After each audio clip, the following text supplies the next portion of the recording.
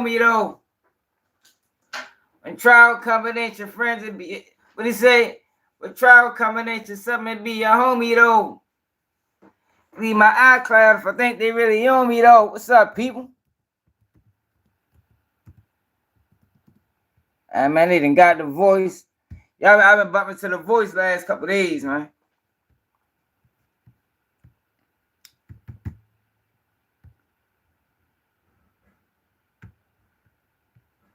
Trial coming ain't your friend, it be your homie though.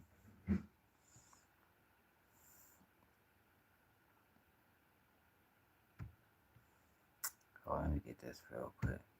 Yo, so look, y'all, today, yo, we got I've been working overtime to get this bridge put back straight drop. The last guy got fucking straight dropped in court today. All talk. Man sentenced to. Shorty got straight dropped in court today. We got. Yo, did y'all see that video? What happened in Orlando? What's up? What's up? What's up? What's up? 410, what it is? Jizzy, what it do? Yo, did y'all see that Orlando Halloween mass shooting? Yo, video was crazy. Yo, we gotta check that out, man. Got to check that out. See my man got. I'll get myself together. Hit that like button, subscribe to the channel if you new. Hey, yo motherfuckers talking about. Nigga, hold up, yo. Yo, we living it. Yo, people crazy, yo. Hold up.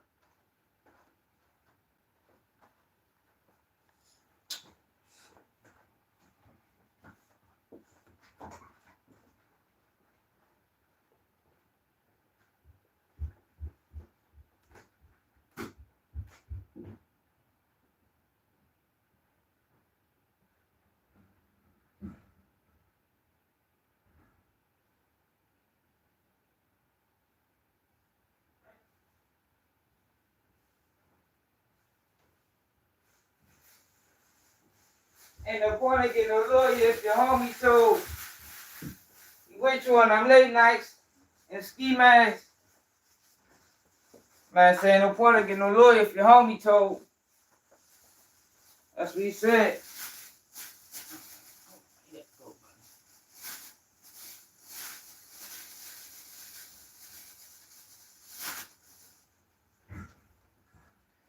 That's what he said. That's what he said.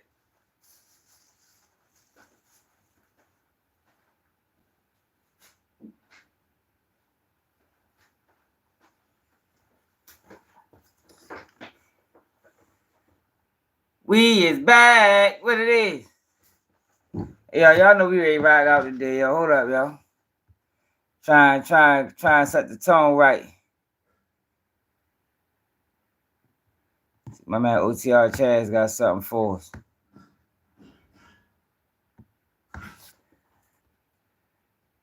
My man OTR. Yeah, why yo these niggas? Yo, why niggas talking about? Check story out. You know that I'm rich, it's 100%.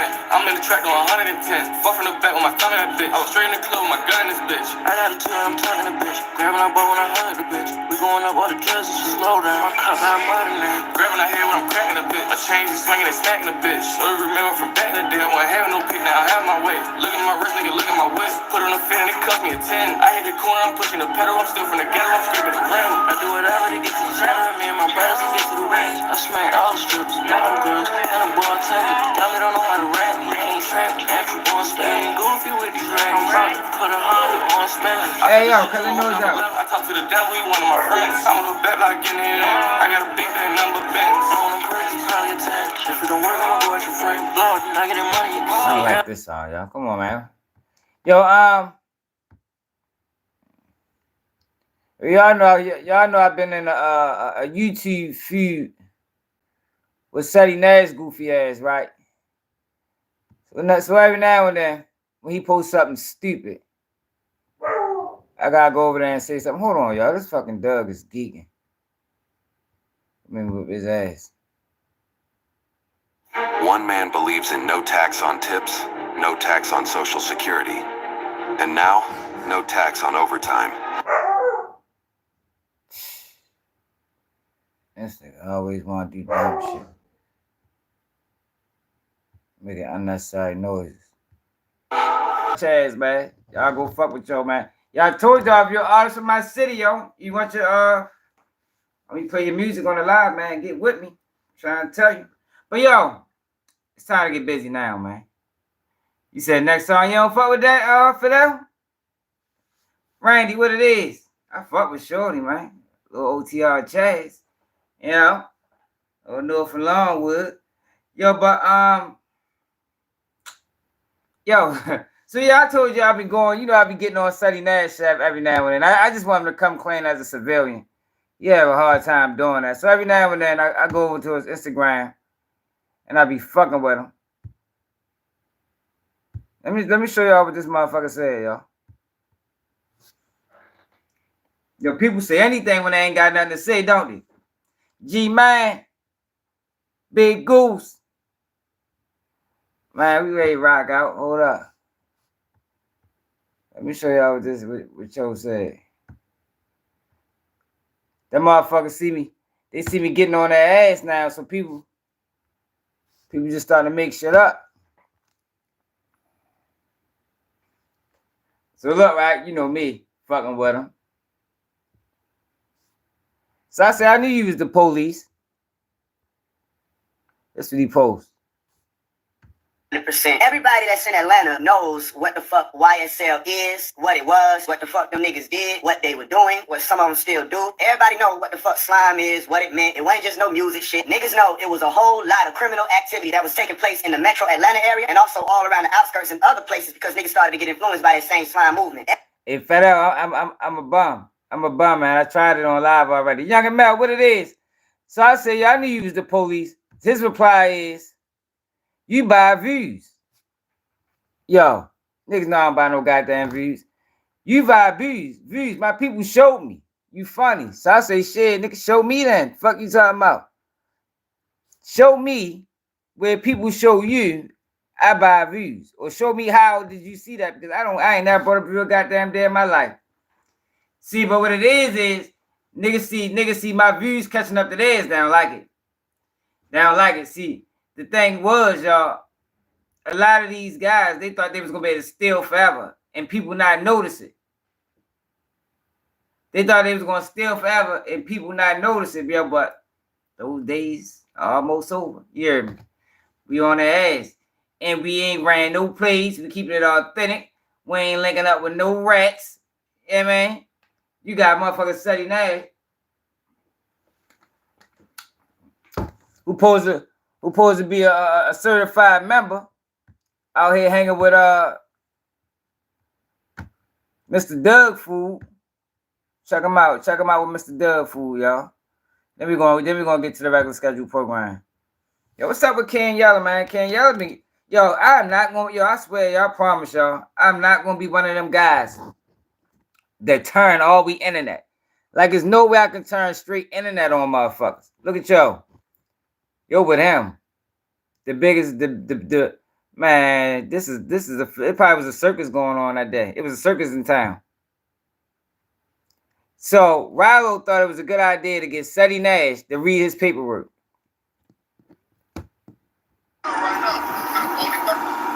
Man, they follow me here.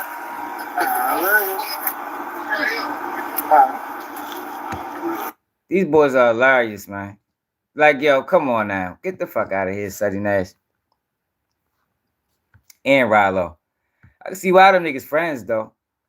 Yo, these the new updated mugshots, OTF members. That's Didi. That's Vonnie. And that's, I think they call him Brown Eyes or something. All them boys locked up. U.S. Marshals, no bond. They got your racist white. Yo, try to turn white. Yo, crazy. he think that's gonna give him some rhythm. Shit, if I tell him I'm white, they fuck around, cut me a break. Stay silent, nigga. Hey, yo, because, yo, believe it or not, yo, the Fed's gonna do something soon. Because y'all know Durk is not held on the indictment. Durk is held on a criminal complaint. The Feds have 30 days to either charge Durk or let him go. I don't know how many people talked about that, but yeah. The Feds has 30 days to either charge Durk or let him go. more than likely they're gonna charge him. They're gonna have to do something. But as long as these boys stay silent, if they don't say nothing, shit, Durk might can come on. At least until they build, but by then at least they know they running the case on. Cause they don't have nothing, yo. Like, one thing about the feds, y'all, people gotta understand is they're not interested in trying cases that lack evidence. Even though they tried the old black case, that shit was all over the place. But historically, they're not known to try cases that lack evidence. And only thing that ties Durk to this to the murder of Lil Pab is a text message. And the text message only says, make sure no names is connected to mine. That's it and that's all. Yo, a good lawyer kill that in court. Eat it up. Breakfast, lunch, dinner, you heard me. Good lawyer ain't trying to hear none of that. And I'm sure Durk gonna try to get the best of the best. He definitely gonna try to get the best of the best. I think they're gonna stay silent too, G, man. I think they're gonna stay silent. Ain't none of the old black six tell. There's rats all over the place, but because let me tell y'all something. Even if it is a rat, right? Even if it's a rat in the mist, yo, it's gonna be hard to take them boys to trial, with one witness or one cooperator. You're gonna at least need 2 or 3 of them, at least to have a strong case. I know in Maryland, you can't even try nobody on a murder case with one witness. They changed that law because they make too many mistakes that way. Because most witnesses got incentive to lie. Most of them got incentive to lie. Yeah, but I'm gonna get back to that. I want to address this, right? We're gonna get back to Durk. Cause I want to address this. Yo, why is people trying to act like, yo, for one, hold on. Yo, we got so much to talk about. Yo, what the fuck is up with DJ Envy? Did y'all see this shit? Yo, Envy a wild ass nigga. I knew he was a weirdo. Man, once he went on air and said that his wife ain't been satisfied with him in the bed, man, you can expect anything from him. Like, Envy, what the fuck is this, yo? Yo, this is Envy's daughter dressed up as fucking Lil Kim doing a music video shoot. Like, yo, come on, shorty. I don't even want to really play the motherfucker, but I really do want y'all to see how senseless it is. Like, yo, wild as shit. Fuck it, we gonna play it. Are you guys taking pictures? No, we're doing a video. She's about to do the whole video. Oh, listen, I can't take this. Look at this. Oh my God. Shall I proceed? Yes. I know you see me on the video. Yo, got that little girl with all that fucking makeup on. Like, yo, what the fuck, yo? Like, yo, what's wrong with people? Envy got 50 million kids, and he picked the youngest child to play fucking Lil Kim on a raunchy ass song. I'm trying to put that wash on you. Yo, it's clout, yo. Look at this shit, yo. Little girl with makeup on. Lipstick on. Like, yo, come on, Envy. What the fuck is wrong with you, my nigga? Envy probably the type that he probably ain't got too much of a voice. This shit probably was his whole, I don't know, yo. These niggas is weirdos. Yo, but the fans, people's on his ass.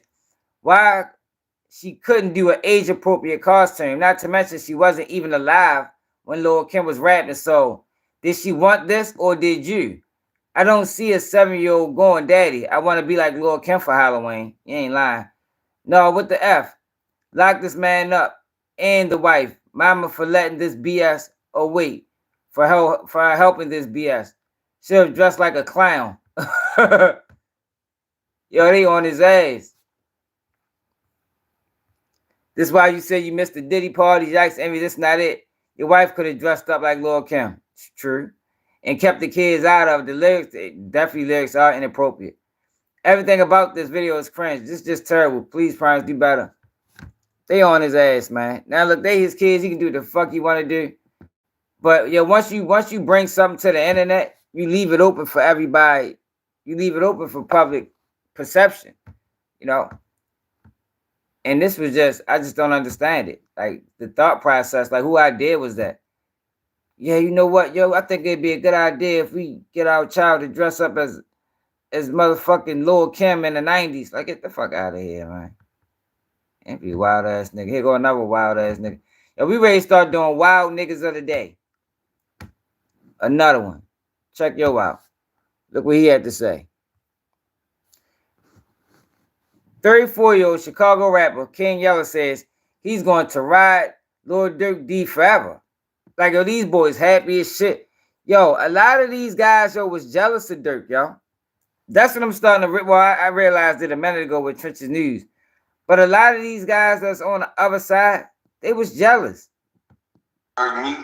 No, man, we gonna ride Durk meat, man. We gonna ride today. We ride Durk meat, man. Call it what you want, man.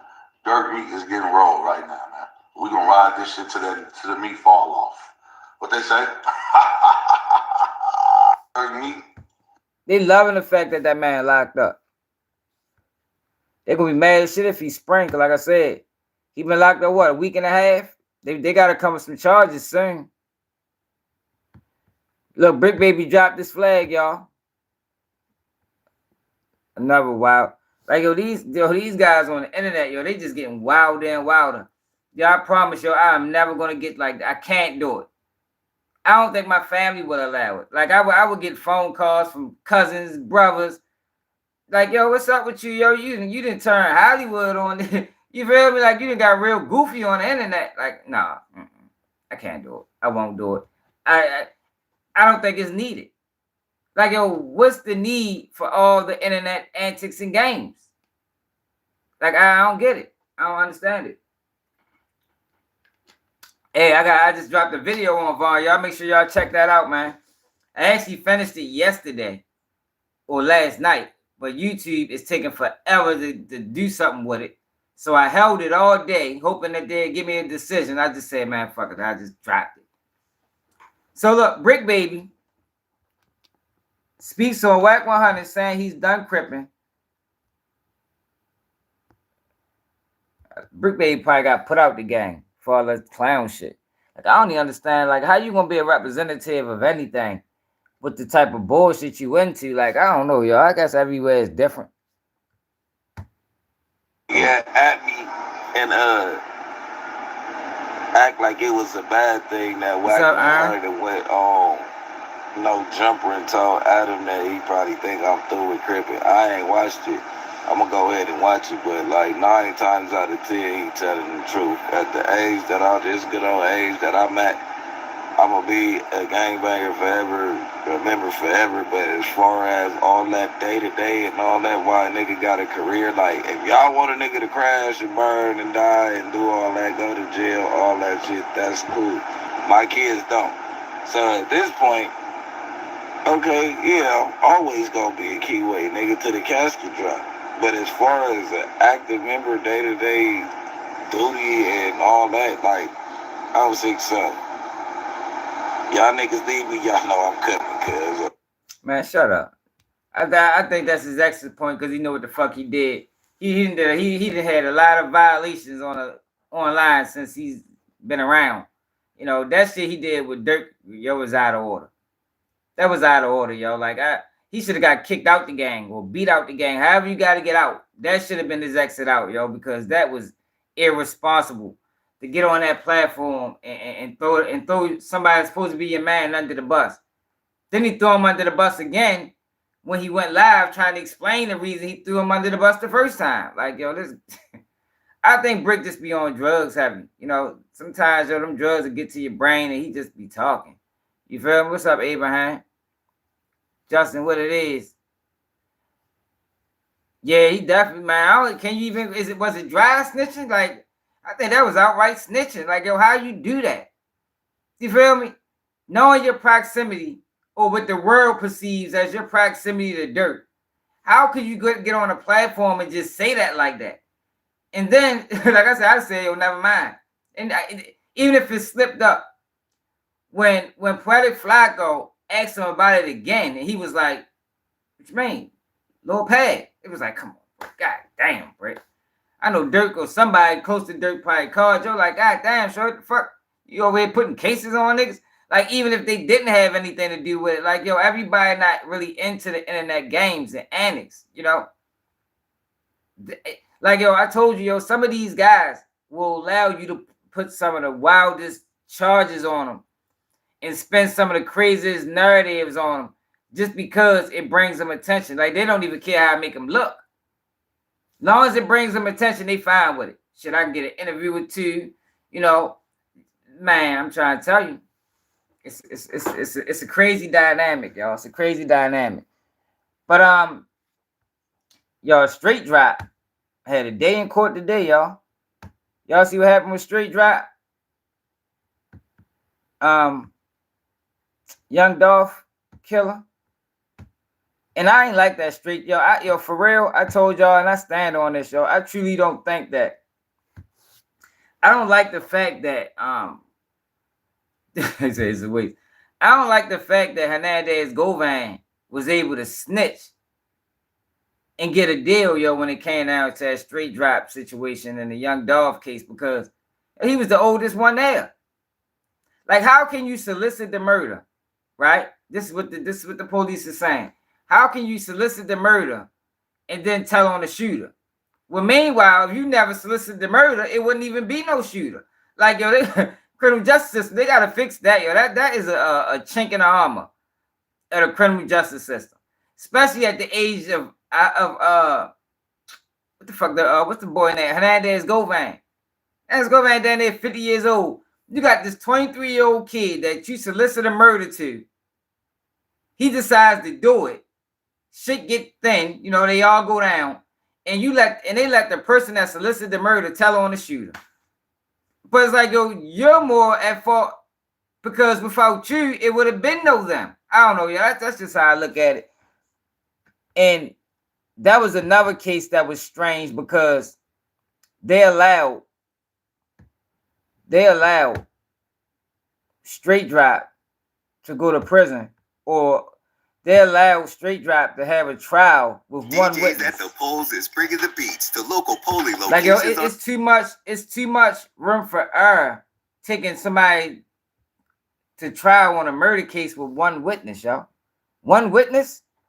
You talking about life in prison and you gonna put that in one witness hand? Like, I ain't like that. And I think his lawyer did an excellent job. I would hire him over Brian Steele any day. Any day I would hire him over Brian Steele, even though they lost. I was surprised they lost, for real. I mean, I wasn't shocked, but I was just like, yo, it can go either way.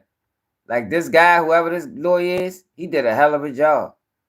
A hell of a job. Arms conviction, and we could argue whether or not that qualifies as a B felony or an E felony, but there is no need, since he has the 3 prior CDs. He's more than enough to be a range 2 offender. Yeah, he definitely should have. And that's another thing too, Flame on. Straight Drop probably only shot twice. Yo, no jokes aside, yo. Straight Drop probably only shot twice. I don't even think Straight Drop might ain't even hit Dolph. If you want to keep it like real, he probably didn't even hit Dolph. Like, how is the system allowing him to take the blame for everything when he was probably the less culpable in the whole situation? He definitely could have stayed in the car, yo, because he got out so late. The damage was already done. Damage was already done. But he was in court today. He said curl the ball 10 times. You don't think I can curl that ball 10 times, yo?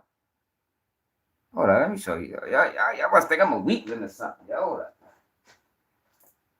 Show you something.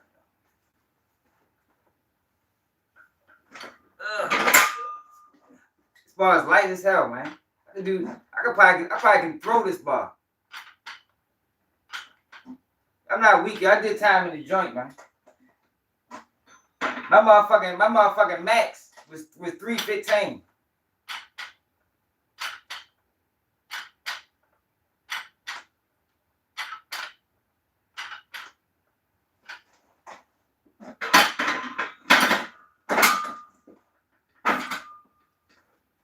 Curl the ball 10 times. Yo, my max is 315, yo, when I was locked up, yo. I don't know if y'all know anything about muscle, yo, but muscle has memory. I work out for a motherfucking week. It look like I worked out all year.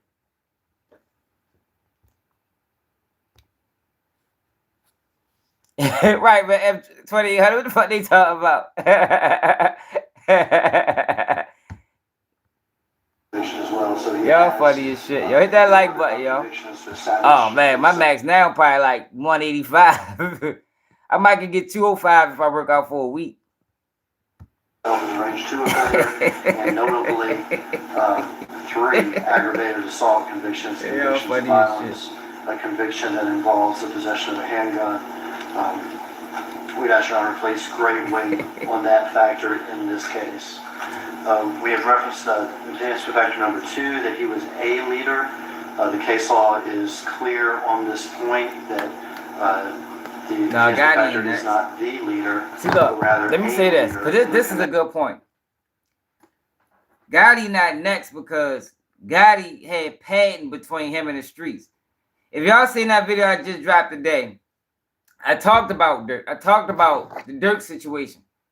And the difference between the Durk situation and the Gotti situation is Gotti had a level of protection between him and the streets. Durk ain't had no protection. It was the streets, then it was Durk. Gotti had Juk. Juk had Hernandez Govan. Hernandez Govan had the streets. Like, yo, if you get money like that and you involve yourself in criminal behavior, yo, you gotta have those layers of protection, yo. So if anything go left, chances are it ain't gonna reach you because 4 or 5 people gotta tell. You know, even if Hernandez say Gotti had something to do with it. Even if Hernandez Govan told, it had to go through Juk. No, that's bad. Say they call straight drop. If straight drop tell, he's gonna tell Hernandez Govan. Hernandez Govan has to tell on Juk. Juk would then have to tell on Gotti. You understand? And the chances are, yo, somebody gonna stay silent. It's the buck gonna stop with somebody. But with Durk, he didn't have that. Durk was way too close to the streets. Durk was the streets. You know, his friends and everybody around him was active. They were still trigger pullers. Like, yo, you gonna lose in that situation, yo. And that was the point. That's the point I was trying to make in that video. You always gonna lose in that situation. It's just a matter of time. Even if you ain't lose yet, you're gonna lose eventually, yo, because the streets is undefeated, yo. The streets will take you under fast, especially if you're doing something. If you on a straight and narrow, you on a straight path, man. Them streets will punish you, man. You can't play with them streets, yo. Yeah, for real, Flame on.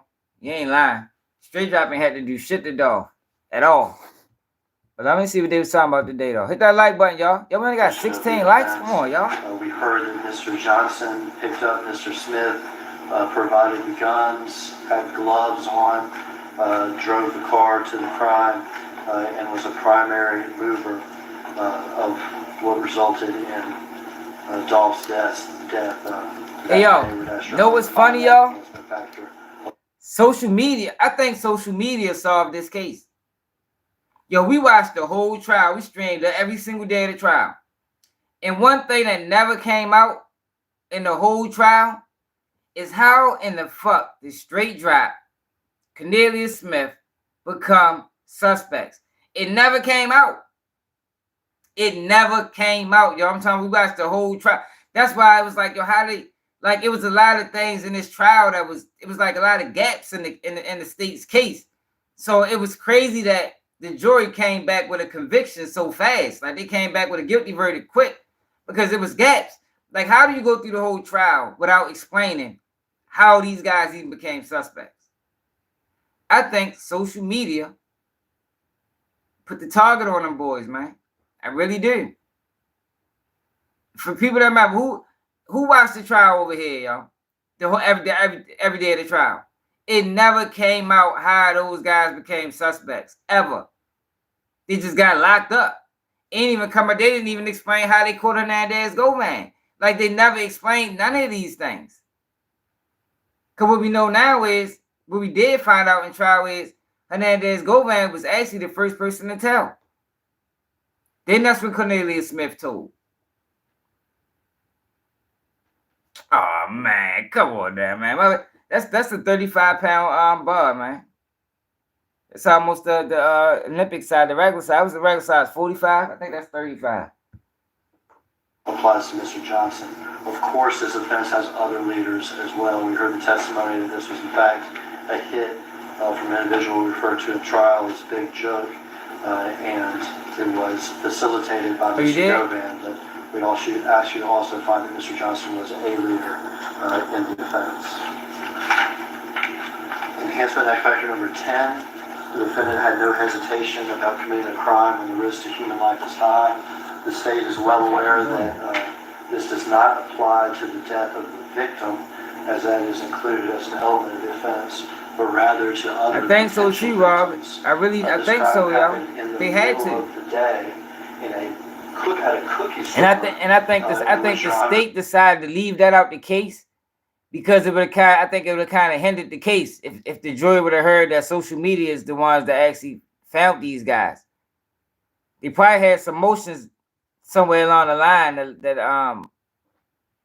the judge was able to rule that out. Yeah, Brick Baby definitely did, yo. He definitely did. I'm telling you, that's why Brick Baby house got hit. Brick Baby house got hit after that No Jumper interview. I just know how them people work, man. I saw the video and could see that there were workers present in the cookie store. We saw the interior video shot from behind that worker who, if she hadn't have hurriedly ran into the back, would have been right there in the line of fire. Your Honor, saw bullet holes inside the business. Of course, the windows destroyed by the numerous bullets that were fired. How young that boy is, man. Inside the business on the young wall. As a motherfucker. And that created a risk of death to all the workers that were there. Full of life. Dolph's brother, Mr. Thornton, was also there. You saw him on the video, some maybe 10 or 12 feet from Dolph when he was violently shot, and so risk of death was created to him as well. Man, I appreciate it. It took me 8 days to put that video out, bro. It ain't even monetized. Election Day is Tuesday, November 5th. Make a plan to get to the polls and cast your ballot. This election is going to be a close one. Your vote is your voice. They never said none of that, though, Flame On. Like, we can insinuate that, but they never said the I'm talking about the investigation that went into. It seemed like during the trial, they started the trial off explaining the case with the cars. Like, it started with the cars. Yeah, but how did it... They never explain how they became suspects. Like, all right, you got the car, then what? Yeah, appreciate it. Yeah, YouTube, I supposed to have that video done early this morning. YouTube still ain't monetized the bitch. Like, they be playing a lot of games, y'all. I hate when they do that. So I held it all day, hoping I get a determination on the video. They still haven't gave me a determination. So tomorrow, I'm just going to hit them. He definitely went to jail for nothing. Yo, it ain't too many reasons worth throwing your life away for, y'all. Like, and then this is coming from somebody that almost threw their life away. So I know the thought process. I know the shit that's gonna go through your mind, like, and it ain't worth it. It ain't worth it, yo. And that's what these kids gotta understand, yo. Like, yo, because anger only lasts it don't last forever, you know. Whatever the situation is, yo, however you feel at that moment, yo, that's just for the moment. Even if it's a week, a month, a year, yo, eventually it goes away. You know, eventually you not go away, but eventually you move past it. But what happens is, yo, we making lifetime decisions off of personal feelings or feelings in that moment. You know, I used to tell my daughter shit like this, like, yo, don't make lifetime decisions off of feelings for the moment. You understand what I'm saying? And that's what we be doing. We make lifetime decisions off of some shit I just feel right now. I'm mad right now. I'm upset right now. I'm frustrated right now. And then you'll do something like pull a trigger, and now you gotta live with it for the rest of your life. we gotta get better at, for one, conflict resolution. We gotta get better at judgment. Everything not worth it, yo. But with this situation, they got enticed. They got enticed by the money. But that's why I said it's no way that Hernandez Govan was able to tell when you the one that enticed these boys. If you ain't never come to these boys at the bridge, the Dolph would have still been living. They wouldn't have been in jail. So how is it that then, and you was the elder, so how is it that then you able to tell and back up out of it, and now you got the youngest person going to prison for the rest of their life? He was the youngest one in the whole conspiracy.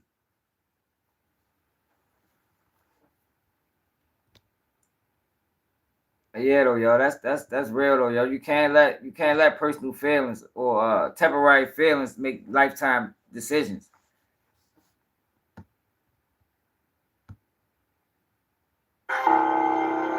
Yeah, that is. That's what I was looking for. Permanent decisions based off temporary emotions. That's what I was looking for. I couldn't think of the same. Switching off. On Miro, the innovation workspace, Benji, what's up? On an infinite AI-powered canvas. No more silos. What you mean they was talking about hitting Woody family? Oh yeah, I forgot Woody was in town. Yeah, we gonna get to Woody. What's up, love? There ain't no excuse to tell though. Those are the enhancement factors that the state is asking Your Honor to find with regard to setting the sentence of these two crimes that we're here to sentence Mr. Johnson on. What about number 13? The pre-sentence report does not reflect, Mr. Johnson was on supervised release at the time. The pre-sentence report doesn't reflect that, so I don't feel that we can argue that to Your Honor. Your Honor heard testimony in the trial that he was on this release. You heard that his brother was helping him facilitate phone calls with his probation officer to try to make it look like he was still in Memphis at the time. But that last conviction took place within that 5-year time frame. It did, Your Honor. So I mean, the fact of the matter is, Mr. Johnson was on supervised release at the time of committing the crime. I think you have some proof before Your Honor. If Your Honor wishes to find that factor. So we did notice it. We did get a copy of the pre-sentence report this morning. I ain't gonna lie, yo. I couldn't be no judge, yo. Like, I always thought about that. Like, yo, how the fuck though? Like, yo, how you just sentence somebody to life and just go to sleep at night? I mean, I couldn't do it, yo. I know a lot of people committing crimes. Some of these crimes is wild. Yo, I just don't think I would be able to do that, yo. Like, because sometimes you get it wrong. Especially when you watch the whole case. And sometimes the way you look at it as a judge, sometimes the way you look at the case might be different than how the jury sees it. You feel me?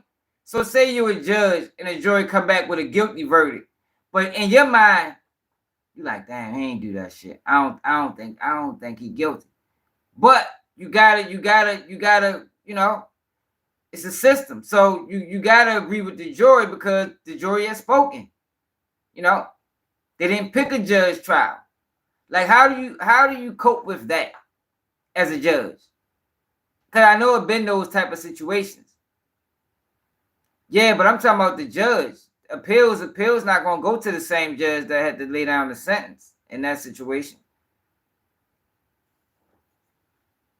I just don't think I can do it. Yeah, for real. Like, I don't think yo, I just saying judge, yo. Judges give people a lot of time. I just be like, damn, yo. Like, some of the cases don't even be that deep. You know what I mean? They be giving motherfucker 15 years on drug cases. Like, damn, 15 years? 20 years for drugs? The fuck? Expected the pre-sentence report to more accurately reflect that. Okay. Mr. Johnson, for the conspiracy to commit first-degree murder, faces a sentence between 25 and 40 years. And for the handgun charge, between 12 and 20 years. In setting those sentences, a recommendation of the state, given the existence of primarily the history of convictions, including violent convictions beyond that necessary, and the risk of life to individuals other than the victim in the case, the state would ask you to set maximum sentences on those two offenses. Yeah, he did. He was tripping. 40 and 20 years. But look, though, Flame on. Respectively. But look, Flame on. His lawyer did a good job explaining that. His lawyer said, what the fuck he say? Similar don't mean the same. Like, yo, his lawyer did a fucking great job. He said, man, similar don't mean the same. And it don't. Like, there's no way we can really say if he had the same drawers and hat on. It might have been similar. So as a judge, you know, that's your job is to create doubt. And he did a great job creating doubt. Y'all know they actually asked him for a new trial. And we're gonna go to that after we get to the bottom of this.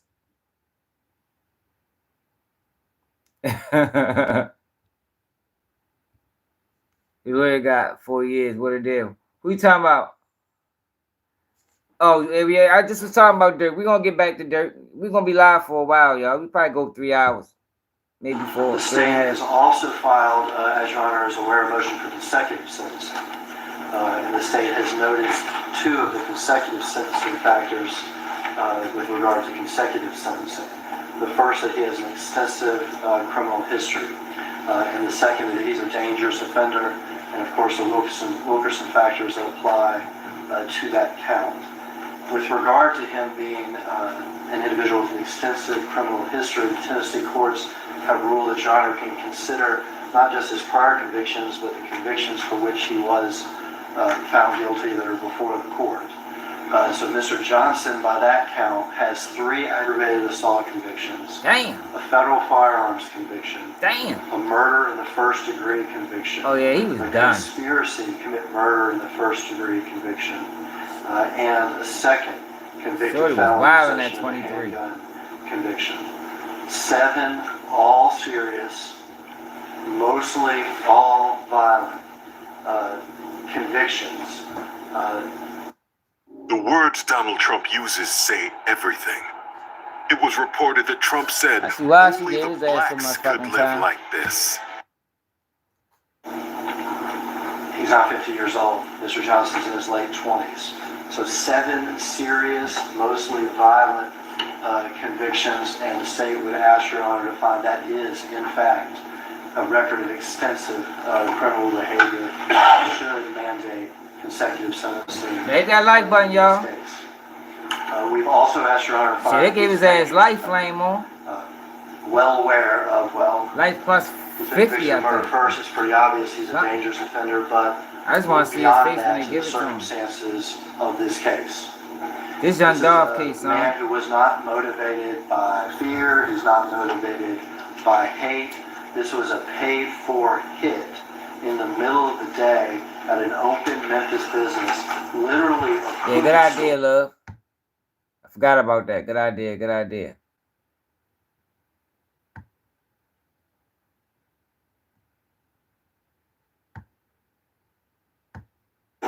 The assassination of an unarmed innocent man. He was motivated. Oh yeah, he might have a rough way.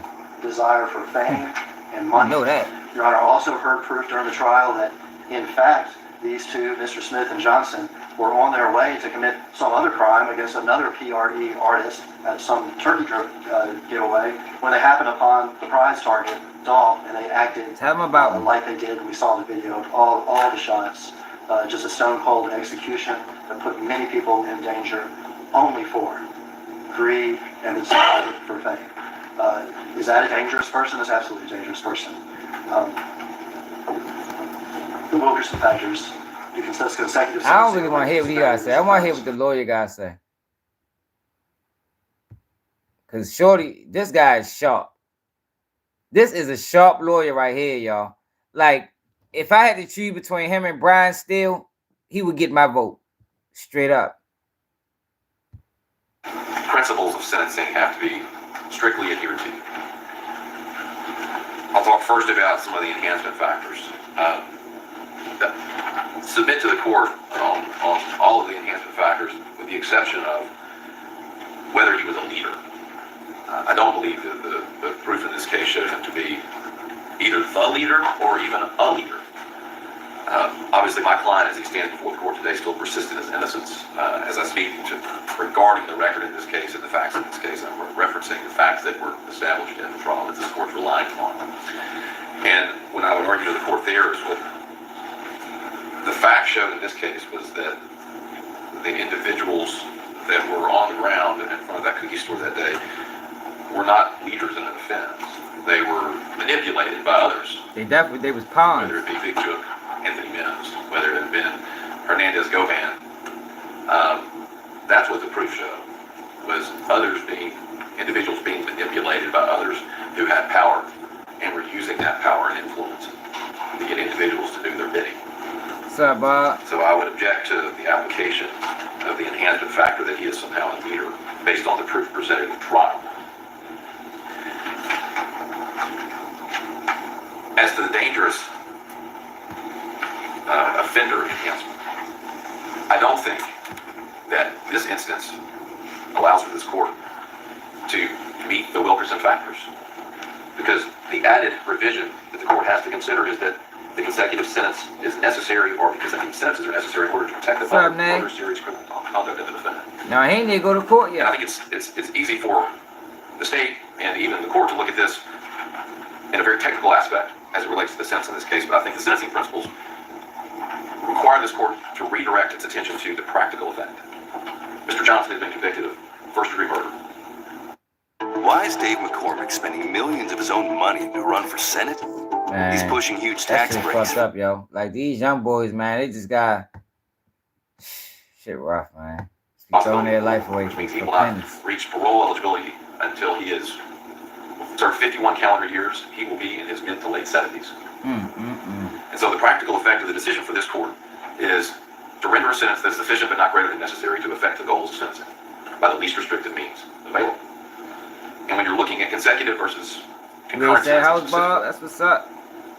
how is there an indication equity in that that a consecutive sentence is warranted based on the Wilkerson factors for someone who, by operation of law and the sentence already rendered by this court, won't even see a parole eligibility until he's in his mid to late 70s? There are multiple empirical studies that talk about recidivism rates and the drastic decrease in recidivism for offenders once they reach the age of 55 years old and older. He will be much older than that based on the sentence already rendered. Dang. And so there is no need, I would suggest to the court, to imagine, see, that's the thing, yo. Straight Drop can't even imagine 70 years old. Shorty, 24, 25. Yo, imagine sitting in that seat. Well, don't imagine it. Yo, but think about Shorty right now at 25 years old. And they sitting there talking about when he's 76. When he's 76. Like, yo, he gonna spend more time before he die. He is gonna probably, if he live, because people die in prison all the time. But he gonna have to spend more time in prison than he spent on the streets. 76, man. Shorty is like 25 right now. He committed this crime when he was 23. Like, yo, that shit is sad, man. 50 years, yo. The community by rendering a consecutive sentence on either count. A life sentence has the practical effect, especially with Mr. Johnson, of being a life sentence. I know the court's also well aware of life expectancy tables of those incarcerated, and the likelihood that someone will even live to their mid-70s after being incarcerated for 51 calendar years. The practical effect of that sentence is it's a life sentence, which is intended to be by the legislature. To come in today may make people feel better about how this sentence was rendered by stacking year upon year upon year, but it doesn't have the practical effect of affecting any goal of sentencing. A life sentence promotes respect for the law. It's sufficient, which he has. A life sentence is a significant general deterrent to others that lets them know that being convicted of this conduct, engaging in this conduct, results in a serious penalty. Oh, I see. Sorry. So all right. So what he's arguing now is just give him life. Don't give him life plus. Just give him a life sentence is enough. See, but the reason why these judges sometimes they don't just give him life because just in case you give that life sentence back, now you still got life plus 20 or life plus 40. You still got these 40 years, like how they did Terrence Williams. He did so much telling, he gave it all back. Terrence Williams did so much telling. He gave the life sentence back and then told some more and gave the other 40 years back. Like, yo, that's a vicious motherfucker right there, yo. I can't believe people watch him. Like, for real. That's a vicious guy. In furtherance of the principles of sentencing, which this court is bound by stacking the sentence beyond that of the life sentence, from the first degree murder conviction. And we would ask this court to sentence Mr. Johnson, as I said, at the bottom of the sentencing ranges for the other two counts concurrently.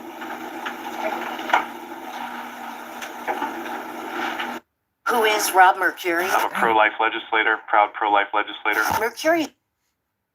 Yo, these motherfucking election people, yo, they is putting a lot of money into these campaigns, boy. Gee, Chris. Shit, Terrence Williams bad. He probably knew Sammy the Bull.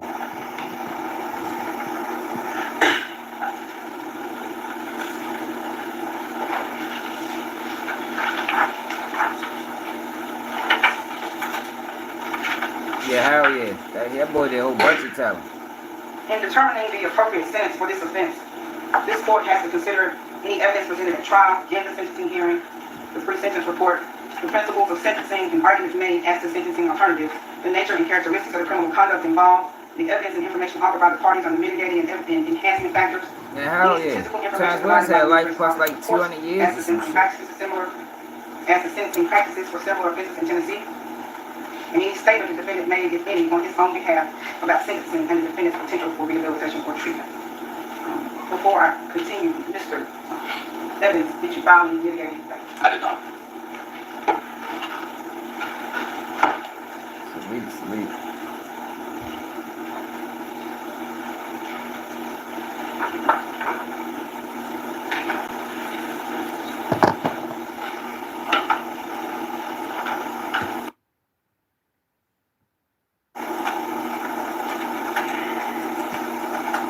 We heard from several witnesses. We heard from Mr. Dolph, Mr. Thornton's sister. Testified she attended Mr. Dolph's funeral. Doug home now. We heard from Mr. Hawkins, who was a part of the security team and worked for him for several years and traveled with him.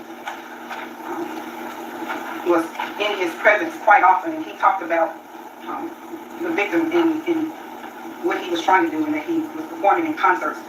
But he also talked about that there was some sort of beef between CMG and PRE. He didn't quite know what it was, but he testified that Mr. Thornton, Young Dolph, often called the artist out in his music. And at times that did translate into some violence. But he wasn't a part of it. But he was aware that did exist. You watch the video of this crime.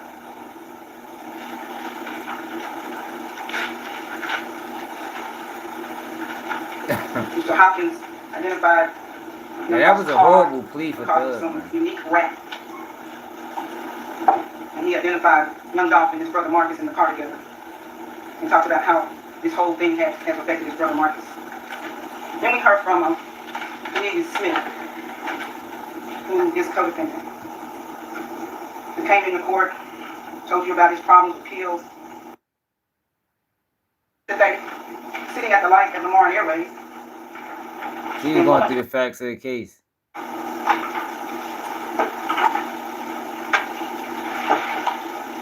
Smith testifies that Wet quit he and Justin and Juke was the money man.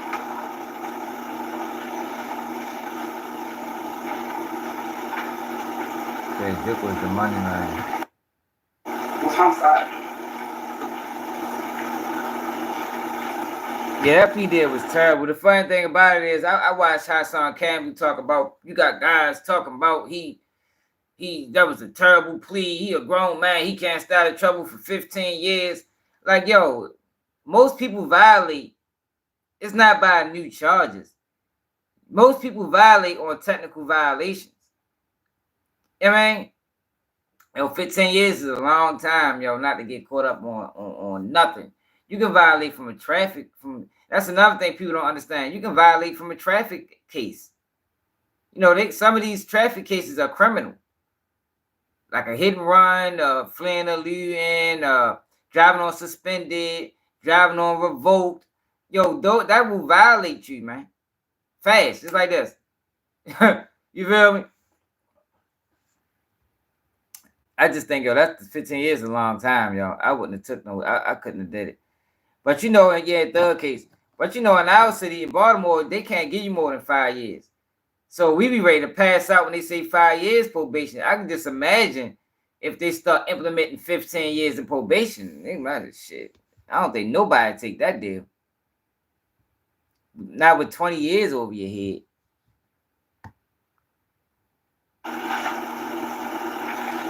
Yeah, Woody's scared to death. I'm gonna get to Woody. That boy wired.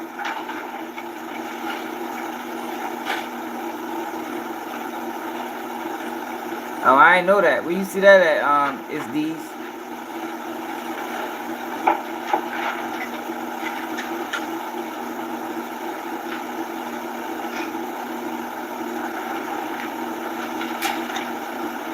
Damn, you from Atlanta too? Nikki Love? Or Georgia? That's a long time to be on probation, man. I was on probation for 5 years. That shit felt like forever. Pennsylvania, Election Day is November 5th. Visit vote.org and make your plan to vote. Nah, I ain't. What you mean? I ain't know your probation judge can just terminate your probation. Like, what the fuck? That's new to me. I ain't never heard that before. Is that even true? That's what I said. What, they can do that in Georgia? I never knew it. They gotta go to their supervisor because your probation is it's signed off on by the judge. They can't. I don't even think that's true. It's these. Like, I don't know where you got that from. You say they can? Oh, I ain't never know that. That's new to me. I thought since it's written off by the judge, I thought they gotta get the judge approval. Oh yeah, they can okay. I know they can make a recommendation. But what I'm thinking is, more than likely, he probably do got something like that. You know, they ain't gonna go because see this the thing. See, y'all already take us off course. But this is the thing about the thug thing, yo. Brian still said, yo, the trial was only probably gonna last another 3 months. Thug could have said another 3 months, yo, and came home to nothing. It wasn't a jury in the fucking United States of America that have found Young Thug guilty with the lack of evidence. Not him. Some of them other guys, they probably could have got him, but they wasn't finding Thug guilty with that evidence. It's no way. He didn't do anything. Thug wasn't the leader of no gang. You feel me? So it's like, I just wouldn't have. Sometimes you gotta stand on shit, man.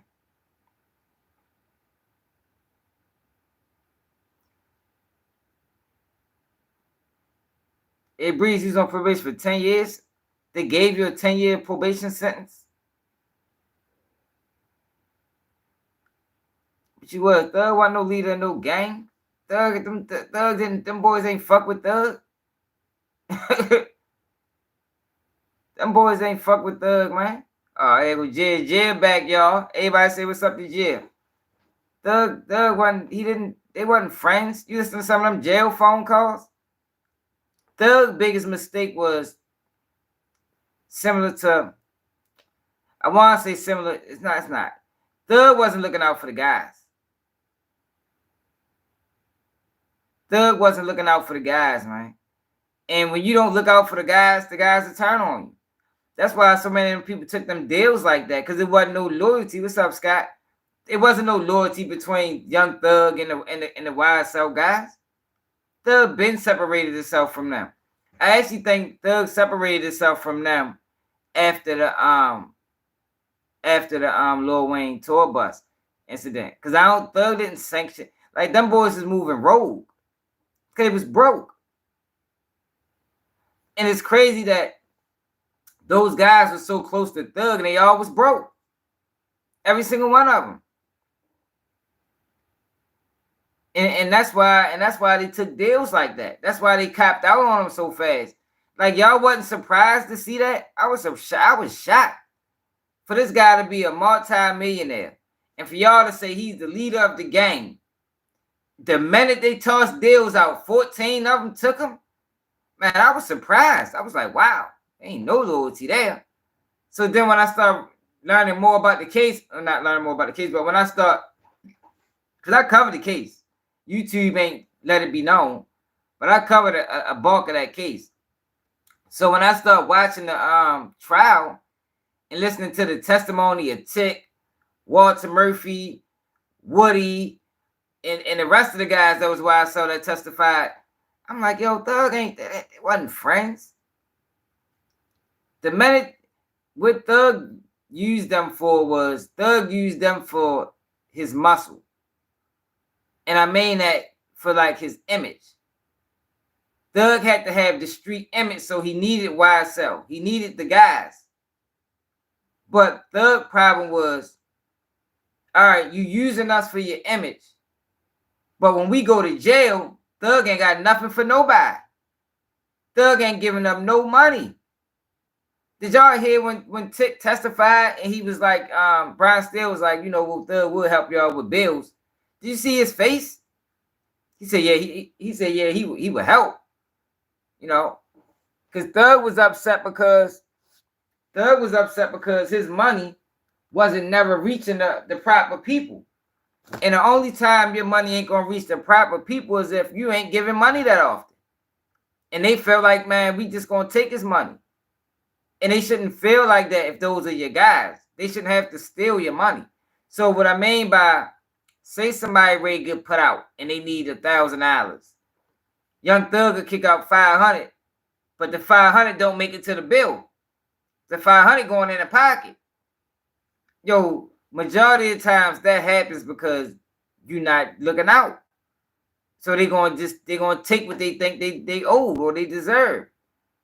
And Thug used them boys for their image, but they used Thug for the lifestyle. But they only had that lifestyle when they was with Thug. When Thug dropped them off, they was broke. That's why they was robbing and killing and shooting. Like, yo, I never seen, and I say this all the time, I never seen a multi-millionaire get indicted with his friends, and then there's no drug selling. We talking about a Rico. There is no drug selling. Nobody sold drugs. That shows you that Thug wasn't fucking with him. But that's why he got put in that situation. That's why Woody was telling, even though it ain't no excuse. But that's why Woody was telling on him, and Thug was he did them boys dirty, man. He did them dirty. Yeah, like people that's really from the streets probably was all shot. Like, how do you have a Rico with a multi-millionaire and ain't nobody selling drugs? It's all violence, shootings, temp murders, assaults. Like, yo, come on now, that shit didn't make sense. That's why I was like, yo, Thug don't fuck with them. What they used Thug. Like what Fannie Willis did really was dirty. She couldn't just come after YSL the guys because that wouldn't have garnered no media attention. So Thug had to get lumped into it. But Thug allowed himself to get lumped into it by doing things like, y'all ain't get that boy yet? Y'all boy getting solved. But it wasn't him calling a hit. That was just Thug talking shit. You feel me? But the state tried to present it like, you heard him? You heard what he said? He wasn't sending no hit. Them boys would beef with Lucci on their own. Like, I don't even think Lucci was with his guys. That's why if you notice their situation was different. All them guys took it there at the same time. Because Lucci was in a mix with them. Thug was using YSL because YSL had street ties, but they wasn't cool like that. Listen to all them jail phone calls. They all talking bad about him, calling him the rapper boy. Like, man, that boy ain't what his name is, man. His name the rapper boy. I did a video on it. Check it out. I forgot what it's called. But I said, yo, months before Woody got on the stand, I did a video and I said, yo, YSL would have backdoored Young Thug. Months before Woody got on the stand, just by evaluating the situation, just by Tick, Walter Murphy, and somebody else's testimony, and I'm just sitting there looking at him, then I'm evaluating the situation. I'm like, yo, Thug would end up getting killed by one of them boys, man, because that only go on for so long. It's only so long that Thug was going to be able to use them guys for their influence and for their street presence without them not getting nothing in return. But a lifestyle only when you went Thug. Then when you ain't with Thug, you back broke on Cleveland Avenue. Somebody is going to get hurt in that situation. That's how back doors open. Because somebody going to be like, yo, somebody going to be in jail one day and they're going to be looking around like, man, motherfucking tired of Thug, yo. I mean, when he need us, he always coming to get us. But now I need him the most. He ain't got nothing for me. That's how people get killed, man. And then YSL Woody got on the stand and admitted that he was going to kill Young Thug. I did a video saying that shit months ago. I know it was going to be Woody, but I'm sure it was some rumblings, yo, that Thug got to go. He playing with us. He playing with us. He using us. Can't use the streets, y'all. But you also can't get too close either. You also can't get too close because that was Durk fault. Like, if you're going to fuck with the streets, you got to fuck with the streets. And like I told y'all earlier, you got to have some type of protection. But you still got to look out for the guys if they go to jail. You still got to look out for the guys, but you just can't be the one doing it. It got to be somebody in the middle who you give the money to, and then they deal with the streets. That's the only way it works. It's the only way it works. You can't be the one giving out the money. You can't be the one bailing people out because that's going to tie you to them. You got to have somebody that has somebody, and that's their job. Their job is to feed the guys. Thug didn't have that. That's why them guys was testifying. That's why them guys took them deals, because it wasn't no loyalty. Y'all done took us way off track. Let's see what's going on with Straight Drop. Hit that like button, y'all. Subscribe to the channel if you're new. Make sure y'all check out that video I just dropped on King Von and Durk. It's a classic. Should go viral. 5 prior felonies. 3 of which are aggravated assault. Same shit Jake tried to do. This election is going to be one of the closest in history. And we are the underdogs, and we will win. But only if every single one of us votes. So please make your plan. They putting a lot of money behind her campaign. Second-degree murder. That motherfucker be calling you and everything. That conviction offense was in 2017. Now you good, soy sauce. There was also a weapons offense in federal court when he was convicted in February of 2019. What happened with that? There's also this attempt to commit a felony. And I'm not sure what classification that is. Do we have any idea, Mr. Hackman, Mr. Devin? Do we know what that is? In the present charges. You want to hit it on October 18th, 2018?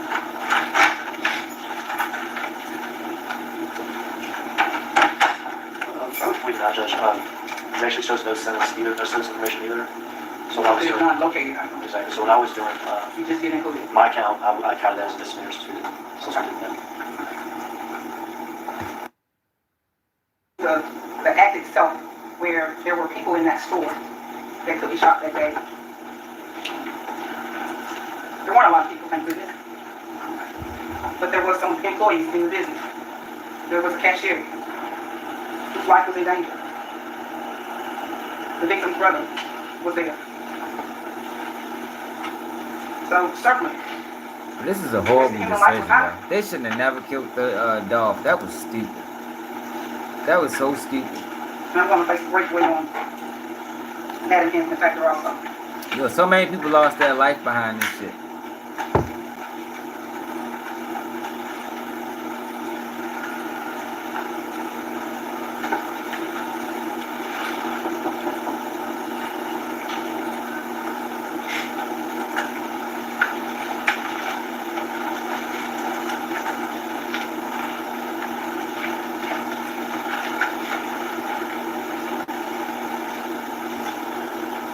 And although it appears that the defendant was on some sort of release after the aggravated assault convictions, because we don't have any proof of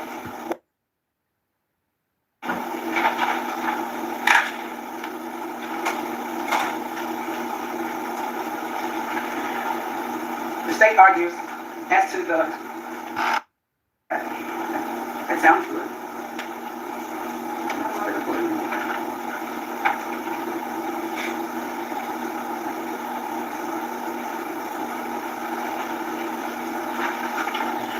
Who a rat, country time.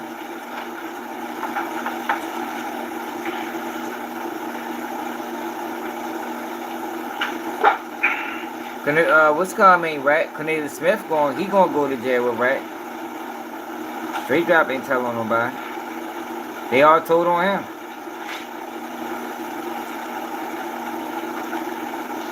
These were crimes that were committed in our community in the middle of the day, in broad daylight. Other people around for greed.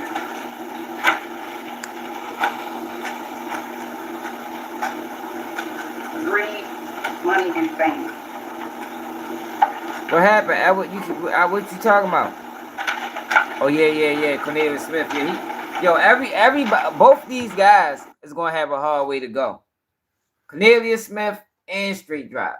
Man, when they get to the system, oh my God. They're going to go to PC. They're going to have to go to PC. And some motherfucker might get them in PC because Dolph had that much love. Dogs might let him get him. Yeah, everybody told on Straight Drop. Yeah. The youngest one.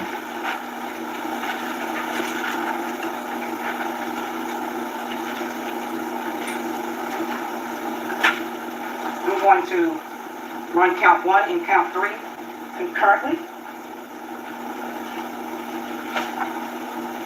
Let them set to the license.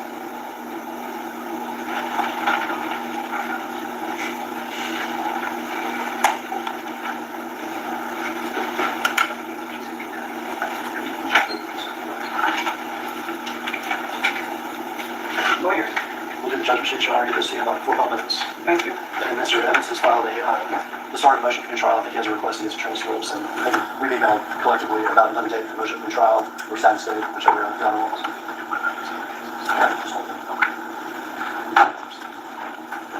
Have you spoken with the court reporter about how long that's going to take?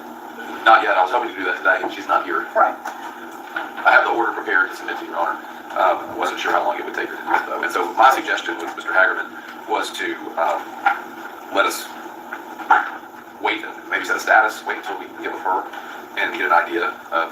So let's just say what's up, Race? If they're not prepared and they're not ready to go forward, we'll just reset it. Sure, thank you. Okay.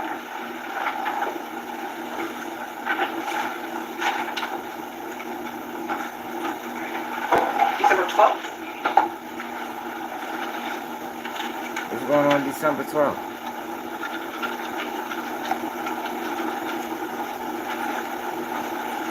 That date's agreed, Judge. I didn't give Mr. Johnson a total today.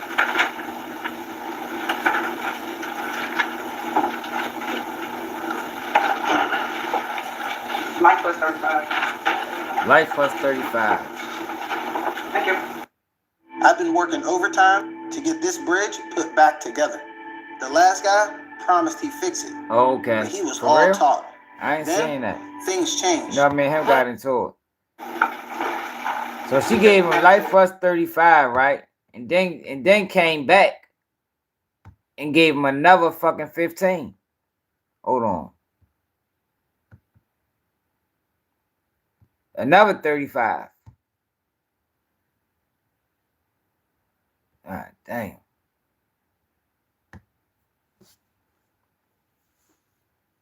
Life in prison for killing young Dolph gets 35 more years tacked onto his sentence, meaning Justin Johnson could be in his 70s before he's even considered for parole. Good evening and thanks for joining us. I'm Greg Hurst. Hello, I'm Stephanie Skurlock. The additional sentences were handed down in court this morning. WRG's April Thompson was there as the judge described Johnson's crime as one full of envy and greed. Justin Johnson was already convicted and sentenced to life for the killing of Memphis rapper Young Dolph. Friday, he was back in court for sentencing on 2 additional charges: conspiracy to commit the murder and being a convicted felon in possession of a handgun. Prosecutors stress Johnson already has several aggravated assault convictions, extreme criminal behavior, and is a danger. The risk of life to individuals other than the victim in the case, the state would actually set maximum sentences. But Johnson's attorney said additional years to a life sentence would be excessive. He maintained Johnson was never a leader in this crime. The individuals that were on the ground in front of that cookie store that day were not leaders in an offense. They were manipulated by others. Judge Jennifer Mitchell went back over testimony about the killing of Young Dolph 3 years ago outside Makita's Cookies on Airways, saying Johnson showed a lack of regard for life. These were crimes that were committed in our community in the middle of the day, in broad daylight, other people around. She sentenced Johnson to 35 years for conspiracy and 15 for being a felon with a handgun, to be run concurrent to each other. They will be served consecutive with the life sentence he already had. I think today's result, sends a very useful message that this kind of violence won't be tolerated, and we will do what we need to do to make sure that people who are dangerous stay locked up so they can't get out onto the streets again. But Johnson's attorney maintains his client is innocent. He has already filed a motion to get a new trial. For your news leader in downtown Memphis, April Thompson, WREG News Channel 3. Damn, son. Millionaire Dave McCormick. Your whole life away. You right though, yo. Like I said, yo, it ain't too many reasons worth throwing your life away, yo. I'm telling you, yo. I'm telling you. Yo, I went to prison, yo. What they said, the state alleged that I went to prison because one of my family members got shot up real bad. So, motherfucker ain't just go to prison for nothing. You understand what I'm saying? And even at that rate, after a while, it'd be like, man, shit. Like, you feel me? Like, yo, that shit. And I ain't go out like him. I'm just talking about during the trial phase, during the preliminary stage where you just sitting and you don't know what's going on. Yo, you gonna have them thoughts in your mind like, damn, yo, like that shit wasn't even worth it for real. You feel me? Like, cause it don't be. It don't be, like I said, yo, like I was saying in the beginning, yo. You can't let temporary feelings cause permanent damage, man. And that's what Straight Drop did. That's what a lot of people do. They mad or frustrated or angry for that moment. It might last a week, it might last a year, it might last 2 years. But eventually, yo, that hurt, that pain, whatever you feeling is gonna go away. But if you pull that trigger, you gotta stand on that shit forever. You feel me? And this comes from somebody that I told y'all I done seen young boys catch a whole lot of time. I was young, not realizing it. You understand? But they was younger than me. And at 39 years old, yo, I be looking back at that motherfuckers. I be like, damn, yo, they still in there. They still in there. I got a dude that really ain't have nothing to do with my case, but somehow he became a co-defendant of mine. You feel me? He did a whole separate murder. He caught life for that murder, right? He was 18 years old. 18 years old. And I be thinking back sometime like, damn, yo, he been that bitch for 18 years. So, currently right now, he been in prison long as he been on the streets. But at 18 years old, and I think about that time when I was 20 and me at 39, I'd be like, yo, I don't even think the same. And it gets to a point where you're not even arresting the same person. Yeah, you're arresting the same body, but mentally that person probably been changed. But you gotta live with that decision forever. That's why I be speaking out how I be speaking out when they be 15-year-olds, 16-year-olds, and they be like, yo, I ain't really with that, yo, because everybody, some mistakes, yo, is worse than others. You feel me? And a lot of times, yo, these young kids that's committing these crimes, people like to say they know what they doing. You know right from wrong, which is true. But you don't really truly, at that age, you don't really truly understand the ramifications of your actions. Like, I remember, and I say this all the time, yo, I remember when I got my paperwork, that shit said death on it. You feel me? Penalty, death. I laughed. Not because it was funny. Like, I wasn't going to cry. You know what I mean? It's just fucked up, yo. It's a fucked up system, yo. We just got to get better at handling conflicts. Making the right decision the first time. The first time. Stop allowing these older guys that really don't give a fuck about you send you on crash out missions. Because this was a crash out mission. That's what it was. Jip crashed them out. That's why I don't think that Wisconsin should have been able to tell. He crashed them out. Impulsive behavior. Exactly, Tina. Yeah, straight up.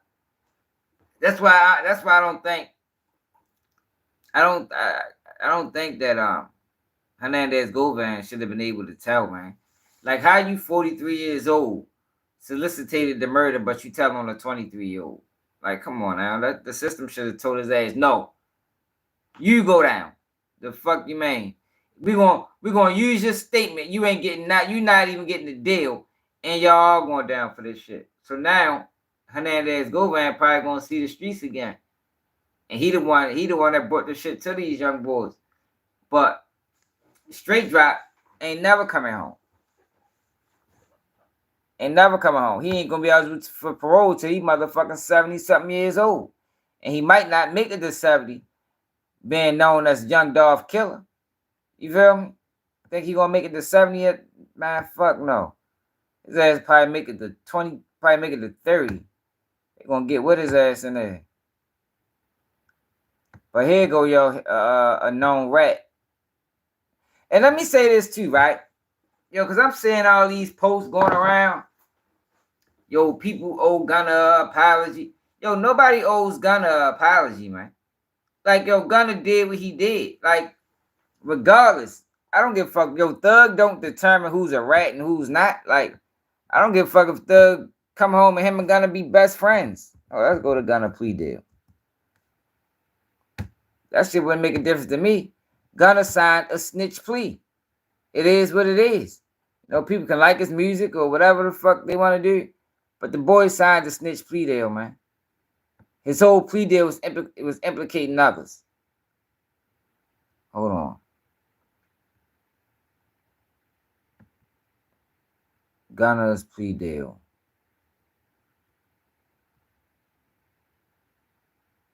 See, I hate when this happens, yo. Now something new pop up. They got Thug plea deal. You can't even find Gunna plea deal no more. They rap with Gunna, snitch on Thug. Well, I see Long Crime. Yo, Long Crime needs to start a black people business. I'm sick and tired of them motherfuckers, man. These motherfuckers done turned to bloggers and shit.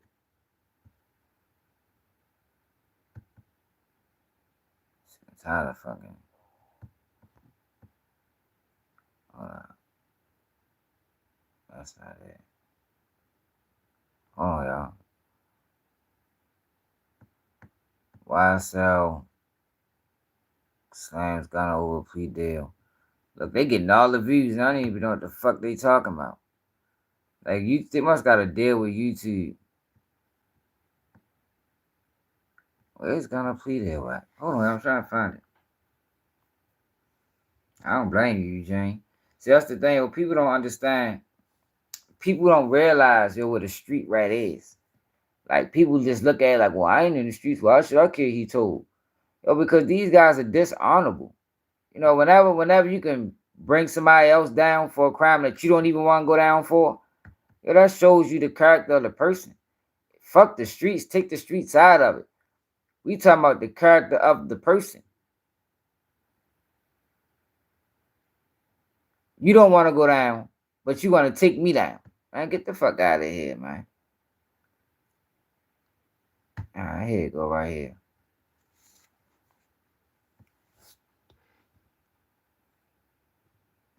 Yeah, you're talking about Gunna. It's dishonorable. Kamala backed Biden on But that's everything. what I always be talking about. Economic agenda. I be trying to get people to understand, like, yo, most rats steal too. You know what I mean? A lot of them lie too. Like, these not people that you would want to be around. Like, these are horrible human beings. That's why it's so crazy. And I think it's agenda-based why they pushing all these, no integrity. Why they pushing all these rats into the forefront. And people supporting them, civilians and things like that are supporting them because they just think it's just some street shit. Like, I ain't in the streets. But if you know about a street, I ain't talking about a civilian. I'm talking about a street guy that turned rat.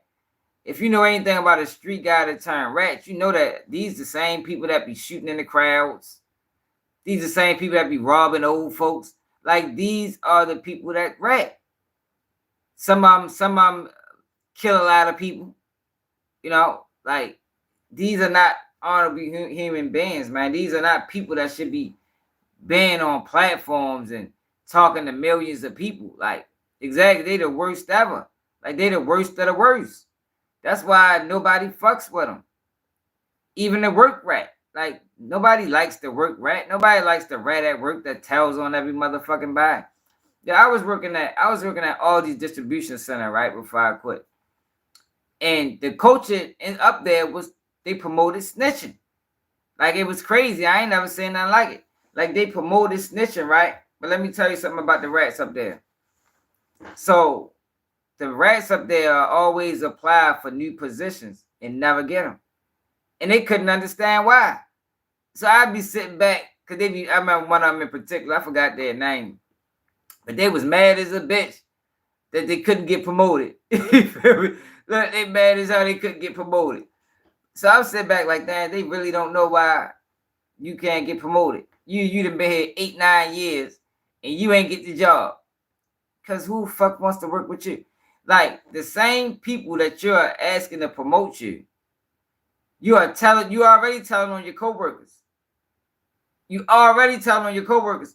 So why would I then hire you to work with me so you can tell on me? Like, it's common fucking sense. You're never going to get promoted because I don't want you telling on me. What I look like promoting you to start telling on me now? Like, it don't even make logical sense. Like, nobody fucks with the rats. Like, but it's like they trying to push that shit on and force that shit on the black people as a means of this how you clean up the streets. Now that's how you fill up the prison system. You clean up the streets by pumping resources into the community. Like, I always say that, people change over time. It's like if we're attacking the people instead of the problem isn't the people. The problem is the community.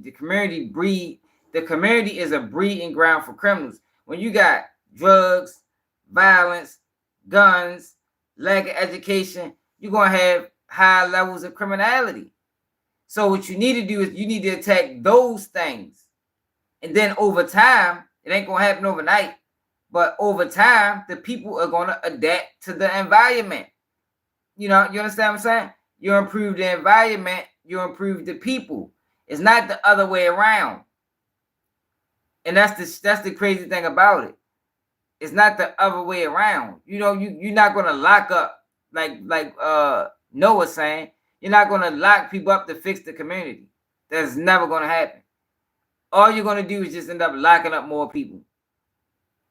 But if the community is breeding criminals, what is locking up the criminals going to solve? Nothing. It's just going to be another couple years, another generation going to come up and they're going to be committing the same crimes and you lock them all up. Another couple years, eventually we just going to be just gifting our people to the prison system. And who does that help? Doesn't help the community. Doesn't help the children.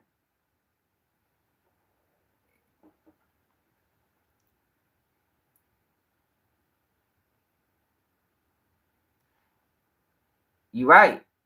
You're right. Okay, that's what I'm saying, Tay. That's somebody is pushing that. That's an agenda, bro. That's an agenda.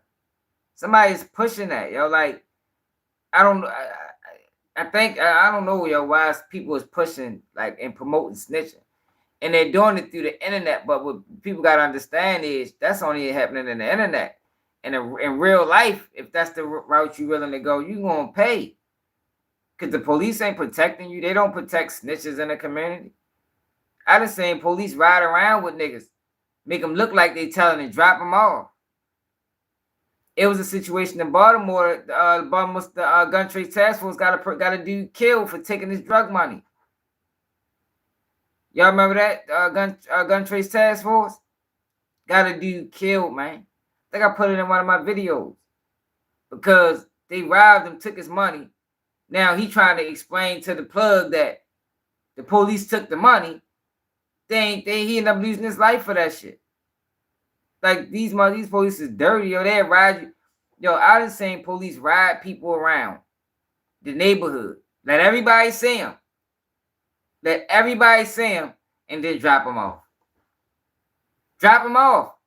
All right, you can get out. So now, 30 minutes later, when you just seen them in the back of the police car, like, yo, what the fuck is you doing? I thought you got booked. Oh, nah, ain't nobody trying to hear that shit, man. Like, but it's a dirty game, man. It's a dirty game, man. Right, drive real slow, too. So everybody can see him. End up getting the motherfucker killed the whole time. He ain't say nothing. He ain't said a goddamn thing, but who's going to believe you ain't say nothing when you was just in the back of the police car? You feel me? Like, who's going to believe you didn't say anything? Man, I just be trying to tell people what it is, man, because ain't too many people online doing it. Like the cold hard truth, like not that dumbass shit Charleston White be talking. Kamala backed his open board. He be lying. He the one pushing this snitch shit. You know he working for somebody. A lot of these guys is working.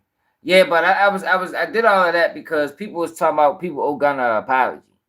So let me show y'all what happened with Gunna for people that don't remember. We're staying on top of this breaking news tonight. Within the past 45 minutes, Atlanta rapper Gunna walked out of the Fulton County Jail. The rapper, whose real name is Sergio Kitchens, entered a negotiated guilty plea, what's known as an Alford plea, allowing him to also maintain his innocence. Gunna was in jail on racketeering and conspiracy charges, part of a large gang indictment that includes rapper Young Thug and other alleged members of YSL or Young Slime Life Gang. And also today, alleged YSL co-founder Walter Murphy negotiated a guilty plea in the Rico indictment ahead of the trial scheduled to start next month. New at 6, Channel 2's Mark Whitney is live at the Fulton County Jail with what all of this means today. Mark.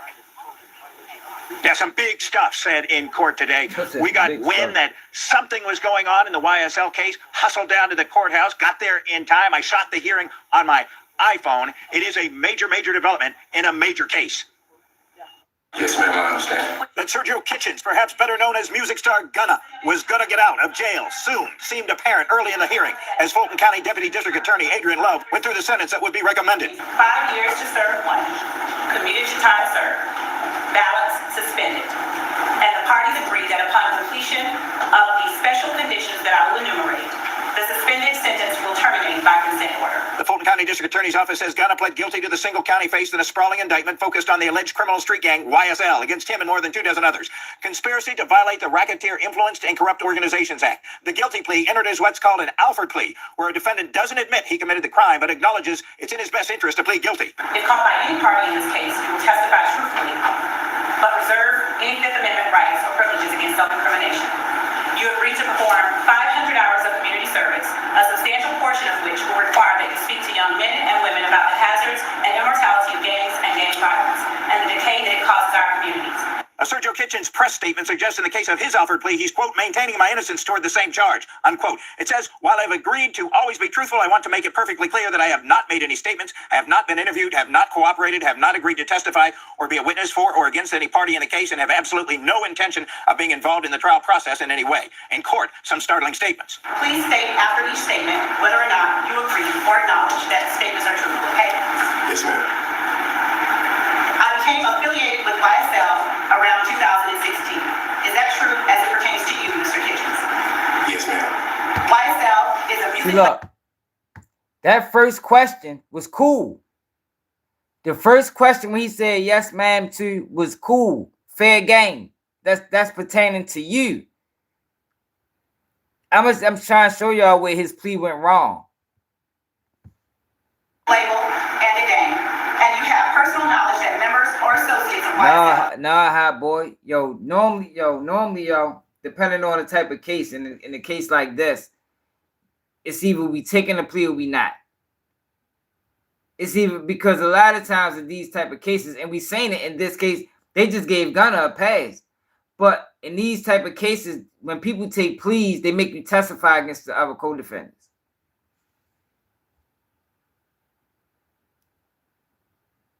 Yeah. I saying that the Crime Stop and shit. So they make you testify against the other co-defendants. Now, they had that option was on the table for Gunna, and he said okay. He said okay.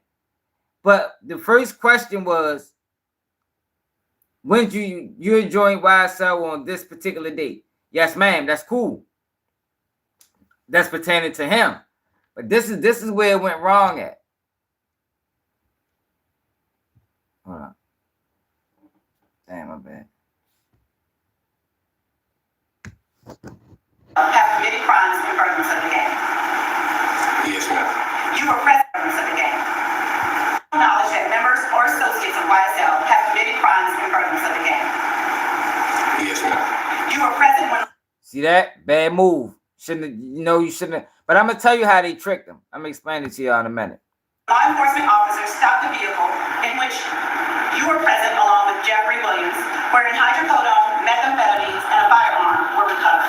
These items did not belong to you. Yes, ma'am.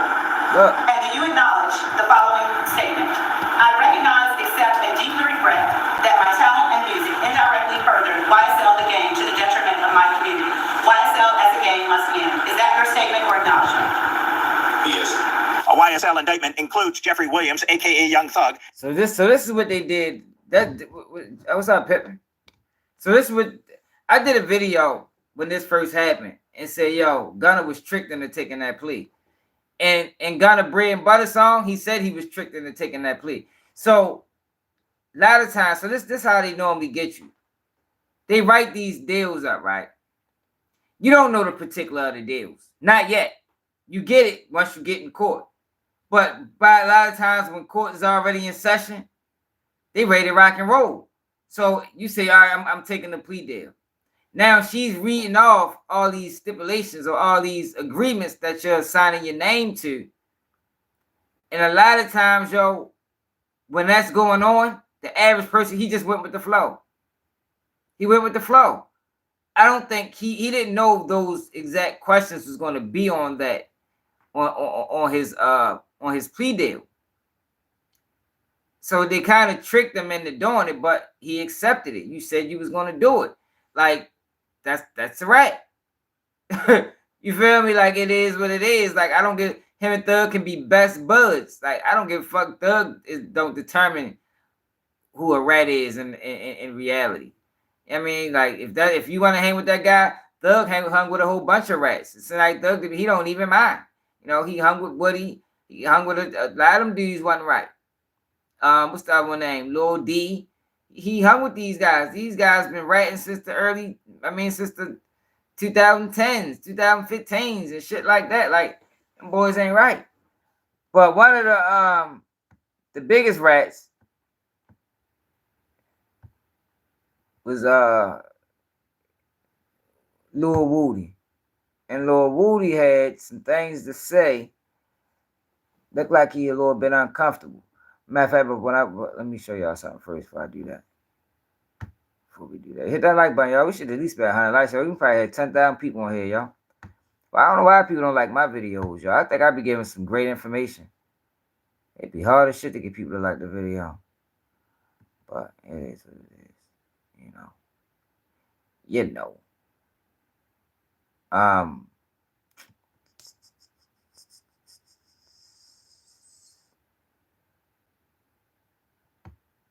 Shit. Yo, Lucci ready to come home too, y'all. Lucci be home in January. Let me show y'all.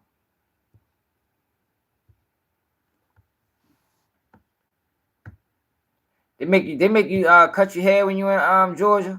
You get locked up in Georgia, you gotta cut your hair. YFL Lucci is scheduled to be released from prison in January 2025. See the Lucci, man. Boys held it down, man. Ain't do no flaw shit.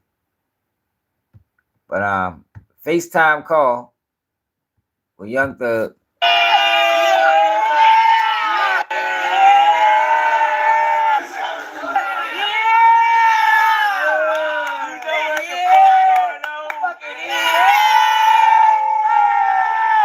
So he talking, that was T.I. talking to him.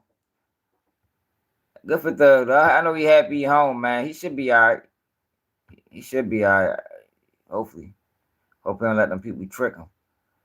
But one of the biggest rats in the case was this guy.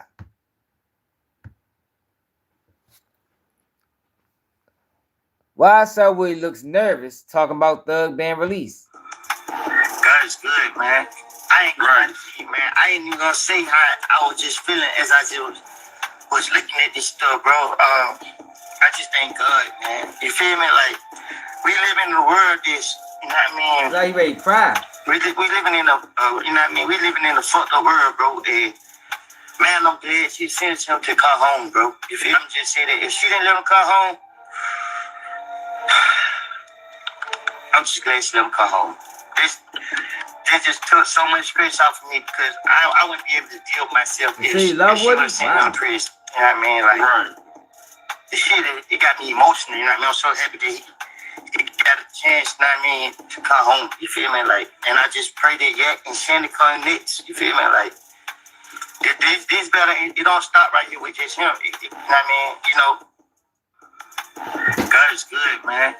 I ain't gonna see, man. I ain't even gonna say how. You said the city love Woody? That's serious, man. He made the case and killed the case. And no, he didn't, dang. Why people believe that? See, that's because y'all be watching the wrong. Like, YouTube sent the traction to the YSL case to the wrong people. Like, and they sent them a whole lot of traction. Yo, Woody didn't break the case. The case was broken from the beginning. You feel me? Like, the case was already broken. Yo, Woody could have got on the stand, right? And said exactly what he said in them interrogation rooms. And Brian still would have picked them apart. Because he told lies mixed with the truth. You know. And you can't stand on a lie unless you come with another lie. And the judges, I'm not judges, but your lawyers will pick through that. And Woody, and this is the thing y'all gotta understand, yo, people like Woody are not interested in helping other people. Like, why would people think Woody was trying to help Thug? Just look at everything Woody has done that we know about up until now was all about helping himself. Every time he got arrested, he was trying to help himself. And now, for some reason, people think he was trying to help Thug. Like, that don't even make sense, y'all. Woody wasn't even going to testify, y'all. Only reason Woody testifies is because he got immunity. He got full immunity. He wasn't interested in helping Thug. If he was interested in helping Thug, he wouldn't have needed immunity to do it. He wanted to make sure he had that protection. He just ain't trying to go to jail. Yo, people like Woody don't help other people. They help themselves. That's why every time he got arrested, he helped himself. He told on this person, lied on this person, lied on that. Like, he's not interested in helping Thug. Like, yo, the bloggers that's telling y'all that don't know what they talking about. They must say never ran across a Woody. Like, I know some Woodies in real life. Like, these guys they don't help other people. They manipulative. You know, they users trying to see what they can. They finessers. They try to see if they can get the most out of every situation while you get the short end of the stick. These aren't people interested in helping other people. Like, I don't know why people think that. I think it's, people want to like them. So people make excuses. People make excuses for people they like. But we're going to keep it real. That boy is a shitball. Woody been around since the beginning. People like Woody do help himself. But he also not new to this. So he knows how to play the system. Man, fuck no. You can't play them people, man. Them people going to knock sparks on Woody ass.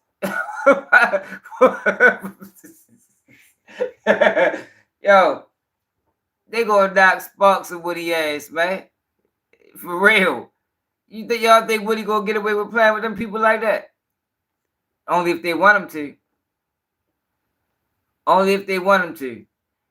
If they don't, they gonna knock sparks at his ass. You can't play with them people like that. Woody's gonna lose this battle. If you just think about when Woody was on the stand. That's why he kept going to jail. He kept going to jail because he was playing with them people, man. Like that's why you don't never play their game. Yeah, when you play their game, you're never gonna win. It's their game. You know, it's like playing fucking Russian roulette by yourself. Like with a 38 snub nose, and you taking you the one pulling the trigger every time. You're gonna lose eventually. If you don't lose this time, the first shot, it might be the click, click, click, click, boom. Like you're gonna lose because it's their game. Like you can't win playing their game. That's why you don't cooperate with them people. And that's why, for the most part, they always gonna have some charges over you because that's how they control you. You know, that's why Woody kept getting in jail. Woody always gonna have charges on him. They need him, so that's how they can manipulate him. I think they're doing this shit to Charleston White now. That's why he been under charges since he been out. You know, you gotta keep these people closer because every now and then they can get off the hook, and you don't want them to get off the hook. You need them motherfuckers right here on a short leash, like a yo-yo. I mean, I need to be able to wheel you back in if you go too far. Like that's the game, yo. That's how they operate. That's why you don't deal with them people, man. But Tory Lanez. Tory Lanez. Matter of fact, hold up. Before we get to Tory Lanez. Yo, did y'all see this shit right here? Look at this dude. Did y'all see this?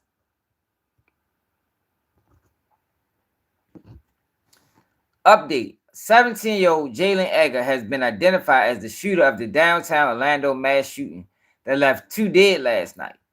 Yo, look at what this motherfucker did, y'all. Right now, Jake. They got the video. Nah, look at this, y'all. I'm gonna get to that video because that gives us the whole story. Yo, if y'all want to support the platform, y'all can cash that Baltimore Swag. BALTIMORESWAG. Like, yo, what was he thinking, yo? Like, yo, people nowadays, y'all, like, yo, I don't even think they're interested in getting away. Like, I don't think getting away is even part of the process. Look at this shit.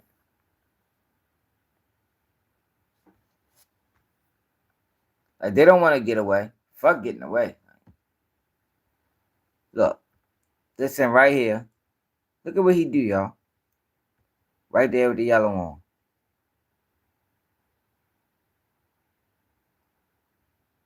Look at this. Turn right around and shot you in the back of the head. Like, yo, what the fuck was that, yo? Look at all these people. All these people, y'all. I can't do it while I'm on live. At least I don't know how to do it. Hey, Tay Knox, put my Cash App in the live for me, please, bro. You know it?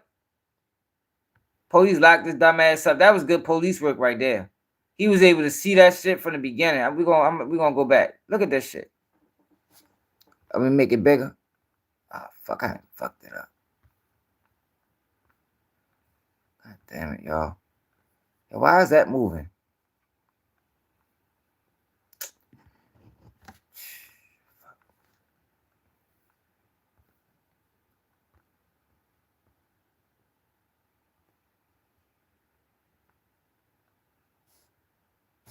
There you go. Thanks, T Knox. I don't know how to do it, y'all. There it is, Baltimore Swag. That's not, hey, T Knox, you spelled it wrong. That's Batemore Swag. God damn it, T Knox.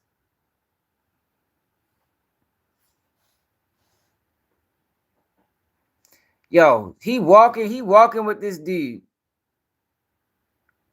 So the dude right here, all these people, he just turned around and shoot you in the back of the head. Now he running. People falling all over the place. Police see him the whole time. Look at my man right there. He on him. He on him like a hawk. Where the fuck is he at? Got his dumb ass. He thought he was ready to get away. Nope. You ain't going away. Get your stupid ass down. Stupid motherfucker. Gunshot victim. Get on the ground. Get on the ground right now. Get on the ground. Get on the ground right now. I saw him shoot. Hey, yo, put it back up there for me, bro. They got his stupid ass. He's a dummy. Hey, what was you thinking, yo? In front of all them people.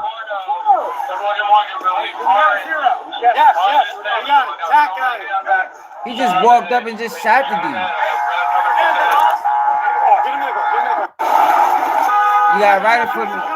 You gotta put it in there for me. You gotta write it for me.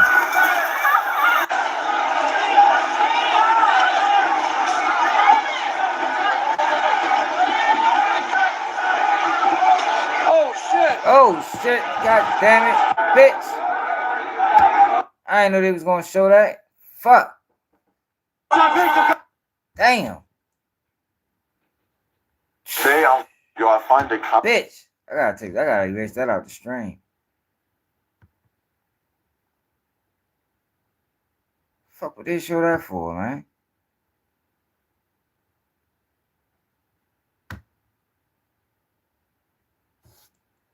All right, here you go. All right, thanks, bro. So this is the full story. Like yo, what? Like yo, I don't get these kids, man. Like yo, why'd you do that, bro? Like I really want to know. Like I would love to have a conversation before they haul his ass off to jail. Before they interrogate him. Like yo, what the fuck was that, yo? Why'd you do that? What was you thinking? What was you thinking, yo? Right now, Jalen Edgar is being held in custody on 2 counts of first-degree murder and 6 counts of attempted first-degree murder. Earlier today, Orlando police shared this video of Edgar being walked out of police headquarters and placed into a patrol car, presumably en route to the juvenile detention center, since, again, he's only 17 years old. This is the second time Edgar's been arrested in just the past year. Last December, Orange County deputies say they stopped the teen while he was driving a stolen car. Now, juvenile court records are confidential, so we don't know the outcome of that grand theft auto case. We're told Edgar was enrolled in Orange County Public Schools for elementary and middle school, but not high school. We still don't know yet where he might have been attending school recently. Now, Orlando police say that Edgar is not talking to them, so they do not know yet where he may have gotten the gun used in this morning's shooting or why he... Right now, Jalen Edgar is being held in custody on 2... Hey, yo, that shit was stupid. Just threw his whole life away. Counts. I don't even think these young kids even, like, it's not even about getting away no more. Like, they don't give a fuck. They just gonna throw their life away, die. They'll die in that bitch. They don't care. Fuck it. 17 years old. He don't even realize life ain't even start yet. See, that's the thing, yo, that these young kids don't be understanding. Like, he think at 17 years old, he think he know everything. He think he grown. But in reality, yo, you ain't even start life yet, shorty. Like, life don't even really hit you till you get about 25. You understand what I'm saying? But at 17 years old, he didn't sit back and did the dumbest thing imaginable. Now his life is over because they're going to punish him. You did that shit in downtown Orlando. Killed 2 people, injured 6. Shot him in front of the whole world. I bet he's a drill rapper. I guarantee that's some drill rapper shit. You know, if you're a drill rapper, yo, if you don't got apps, you gotta find something. That's the unwritten rules of drill rap. If you don't have apps, you have to find you something. You feel me? Like, shorty crazy, man. I had to show y'all that, yo. That was terrible. But yo, we got Megan Thee Stallion. Meg Thee Stallion. Good old Meg. So they're saying that Megan Thee Stallion didn't admit it, that she lied.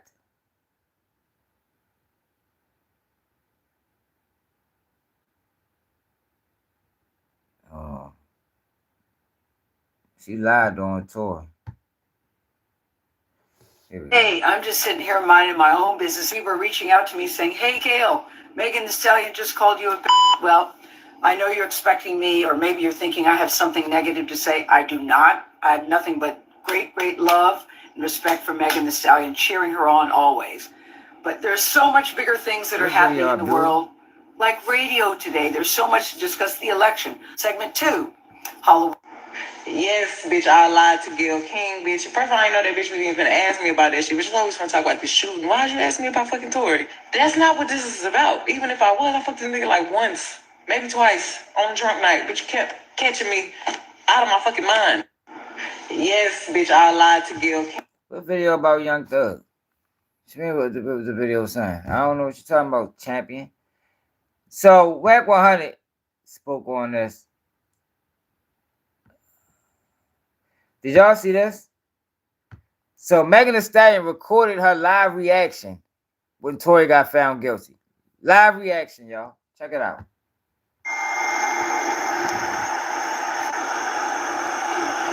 Count 1. They got him for the highest charges. What's up?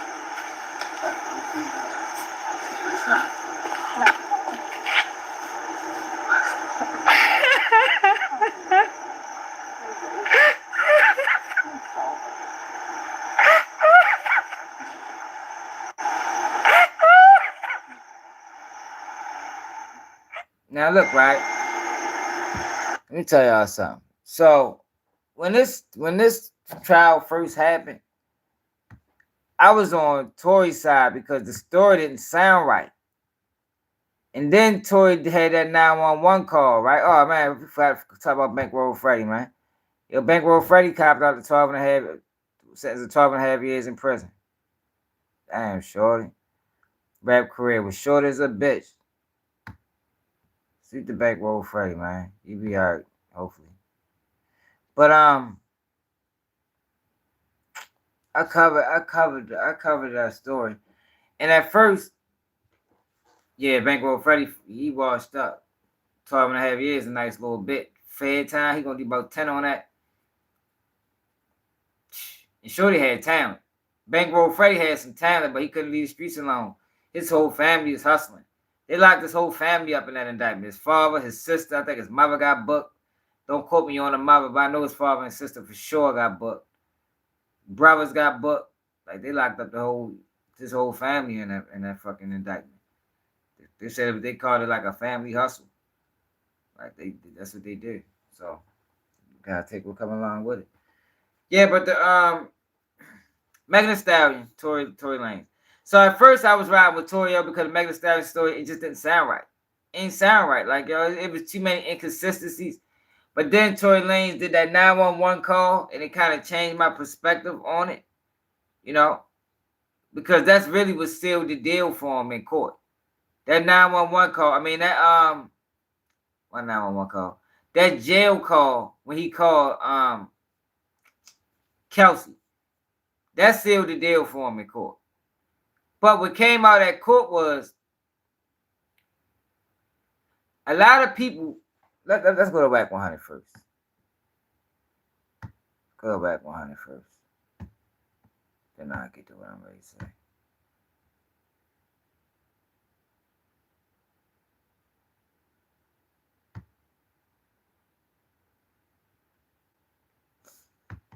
Yeah, a lot of people are making it seem like this is like major news.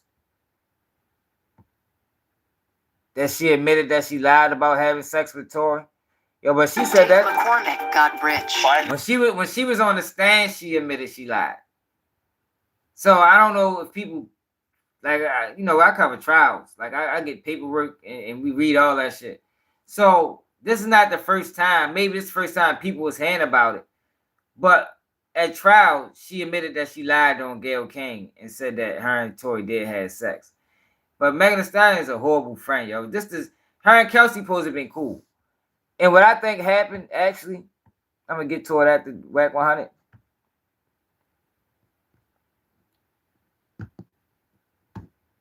And then she lied on Tory. It's on academic. A nigga, what the I've been telling? I've been said that shit. Yo, hold on, Tink. Yeah. Tink. What up? Now let me see how smart y'all are. Anya, you shut the fuck up, because you already know what's going on. Why you think she coming out with that she lied right now? What you think she know gonna hit? Damage control and it. That video. That video wax that you been saying for 2. Damn. I've been telling niggas 2 weeks. Did he ask? So listen, at the end of the day, my question to the ladies. All right, let's say it comes out that way. Y'all just not gonna give a fuck, or is Meg gonna lose y'all vote? Definitely lost my vote already. I've been not rocked with the she lied. Yeah, she lied the whole time. Look, when that girl went on that the Gayle whatever show, yeah, the Gayle King. We never had sex. I'm like, come on. Excuse my man Getty too, y'all. I said, now why you gonna lie like that? Now why you gonna tell that lie? You know they gonna eat your ass. Oh, you was in that little now. Why you so mad? You was right. Like, why would you tell that lie? Now it's gonna make everything you say be a lie, dummy. Who told you it was a good idea? I hate to say it, Tara, and you know this shit coming from them places we come from. Yo, but see, this the thing though, y'all. Like, she been said that. Like, this is not the first time that she said that her and Tory had sex. If y'all was into the trial, she admitted it at trial. She admitted at trial that her and Tory had sex. So maybe it's the first time she did it with a camera in her face. Like, I think it was cameras in the trial, but I don't know if this got recorded.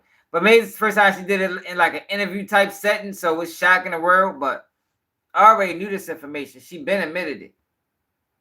But they talking about some video that's supposed to come out soon. We got a lot of motherfucking male and females that will outright tell a bald-faced lie on your ass. Yeah. Yeah. You know what I'm saying? Dead ass. You can't be saying shit that we know is true is false. Now it's gonna make me question everything else that you said because I know you was fucking that nigga. Yeah, we know you was fucking. So why would you even lie? What attorney did you have that told you it would be okay for you to lie on TV but not on the stand? Yeah, deny that you were. She killed her own credibility with that one. This is like deny you was having sex with him. Like, why the fuck would you do that? Why would you lie? Like, that's some shit you can prove. Nobody is even scrutinizing you for fucking the nigga. No, just the fact that you too tall, he's too little. That's it. That's the only thing. I can't stand you. He a little nigga. So you know he's gonna tell everybody he's you, right? Okay. You remember I said it, look, Tanya, I told everybody it's gonna go 2 ways. The case on his, the force on hand, they're gonna release him, they're gonna give him his passport back and his citizenship, and he gonna sue that for everything she got, because he done lost a lot, right? He going there for $1 billion right now. Yo, she really lied on that man, yo. That'd be crazy, yo. And subjecting him to LA County Jail and the penitentiary, right? Yo, if a video come out and it shows that she lied on y'all, oh my God. Like, she gonna have to fucking hide under a fucking rock. Like, for real. Yo, imagine a video getting released that actually shows the shooting. And it shows that Tory didn't shoot her. What the fuck is Megan Thee Stallion gonna do? The fuck Rock Nation gonna do? Like, yo, that's gonna make Rock Nation look bad. It's gonna make Megan Thee Stallion look bad. Like, the whole situation. Man, fuck yeah. See what, man, look. They going, my Getty gonna talk about. We ain't really got to hear the rest of what white guys say. Election. Day is Tuesday, November 5th. Make a plan to get to the polls. Yeah, I definitely gotta get the YouTube Plus shit, yo. Because they killing me with this election commercials. It's like every video we watch, an election commercial come on. I wonder if they do that with my channel. Is that all he's showing right now is election commercials? That's crazy. Even if she's lying, they can't overturn the immunity wax. No, that's the same thing with Woody. They knew his ass was lying. All right, we're going to leave it right there. Y'all let me know what y'all think about this audio, man. Wack 100 speaking on Tory Lanez and Meg Thee Stallion. Tory's appeal, Meg Thee Stallion's lies, lying about sleeping with Tory Lanez during her I forgot too, y'all. We just covered that the other day. Tory, the appeals judge said Tory was innocent. We just covered that today, man. The other day, let me see. I should still have it. We'll go back to Getty. Hold on. Should still have it. Is this it? Here it is. Petitioner Daystar Peterson, by and through his attorney, Crystal Morgan, and Michael Hayden, with Unite the People, Inc., hereby respectfully petition this honorable appellate court to issue a writ of habeas corpus and vacate the petitioner's sentence. The petitioner also avers that his 14th Amendment right to due process under Arizona versus Youngblood 488 U.S.51 1988 has been violated by the people's failure to produce and preserve evidence that is both material and exculpatory. The petitioner also asserts that his First Amendment right to seek redress for his grievances also has been impaired by these actions. Without this exculpatory evidence, petitioner cannot file any claim of innocence as he is unable to conduct further testing since the firearm bullets fragments are missing. So evidence was missing, they still found him guilty. Wow.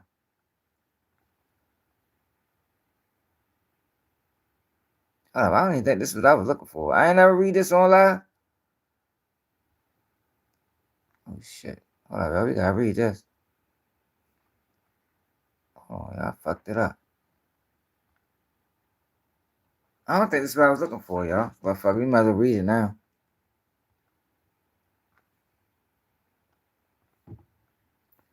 As well read it.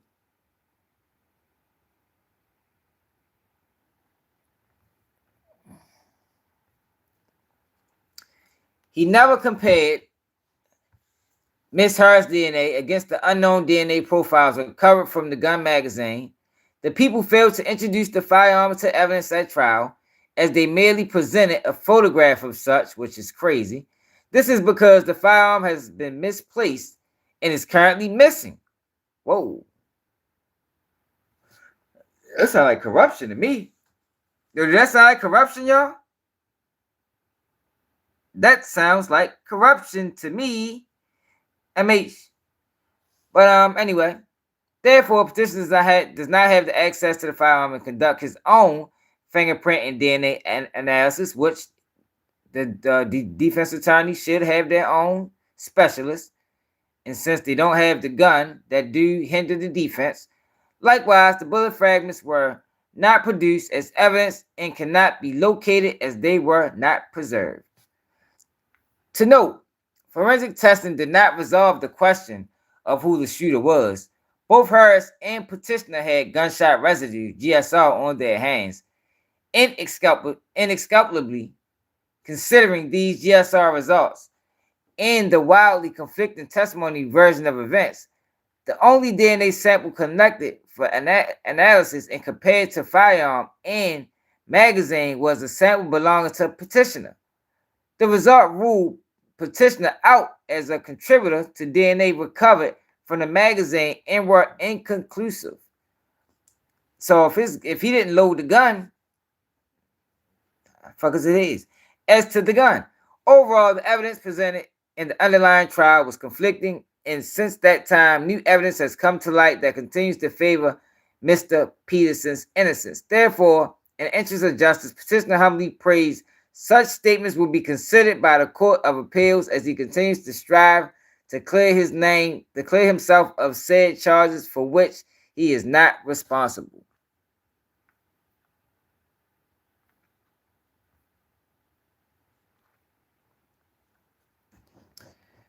Petitioner writ for habeas corpus seeking to overcome a predicarial bar such as statute of limitations to federal habeas corpus review of merits of his or her constitutional claims must pass through an actual innocence gateway first applied by Shelp versus Delo. To meet Shelp standard, the petitioner must persuade the district court that in the light of new evidence, no juror acting reasonable would have voted to find him guilty beyond a reasonable doubt. One of the requirements for showing a due process violation under Youngblood is a showing that the state acted in bad faith by not preserving the exculpatory evidence. Wow, that's crazy. In other words, the presence or absence of bad faith by the police for purposes of the due process clause turns on the police knowledge of exculpatory value of the evidence at the time it was lost or destroyed. Arizona versus Youngblood. The criminalist for the people, Mr. Randy Cepeda, testified that he was not provided with a DNA reference sample from Ms. Harris. He also testified that fingerprints from the gun and shell cases were not preserved. Lastly, the state destroyed the available DNA during testing and refused to provide the defense with an opportunity to retest the firearm for DNA. The primary issue at trial was whether the petitioner or Mr. Harris or Ms. Harris actually discharged the weapon that injured Ms. P. At the time the people had custody of the firearm, a reasonable person would have been aware of the value of that evidence to the defense and to the defendant's innocence as matter of law. The people were unable to place the petitioner DNA or I think that's all we got. Yeah, so that's a major problem. Hold up, yo. This is not even the shit I was looking for. This must be the writ. Can't fucking see. Hold on, y'all.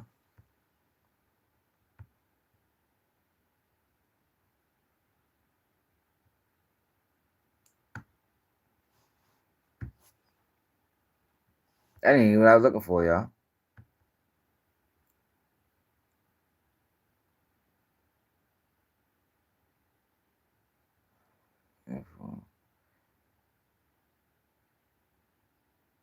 I was looking for something. The judge said that he was innocent.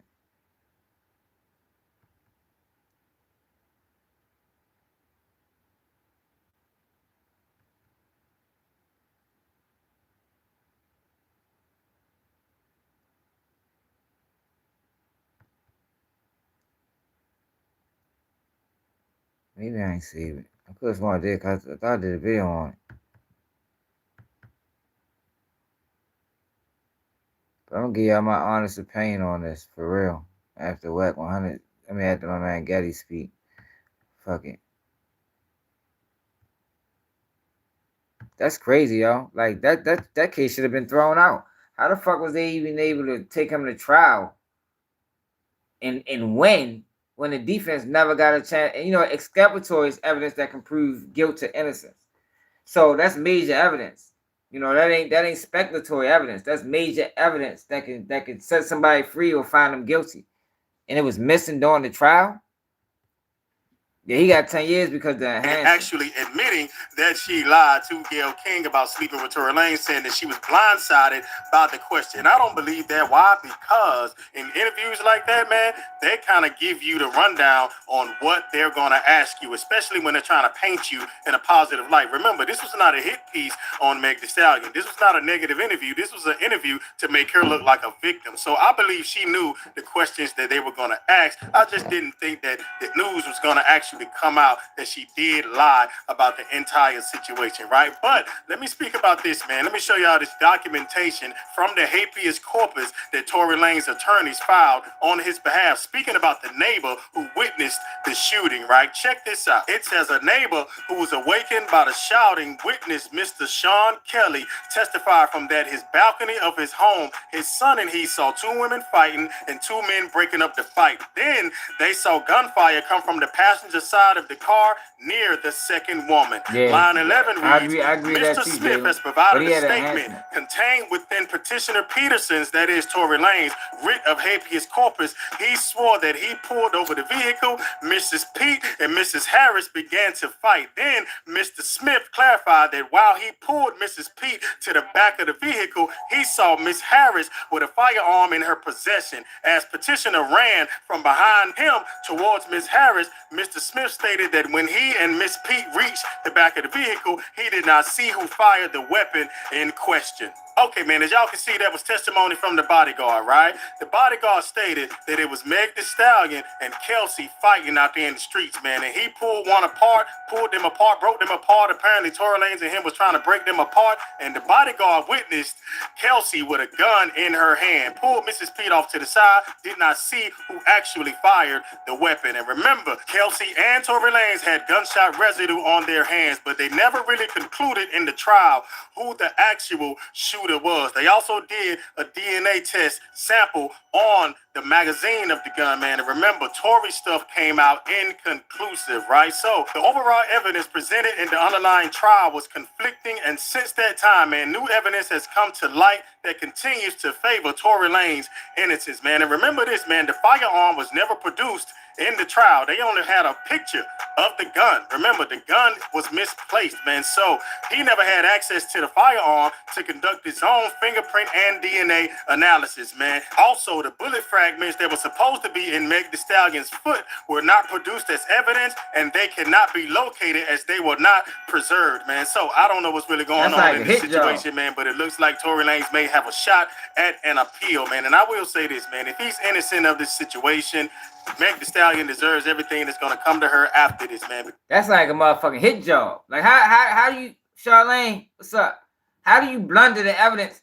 How do you lose something so important in a major case? They didn't lose that. That shit was discarded intentionally.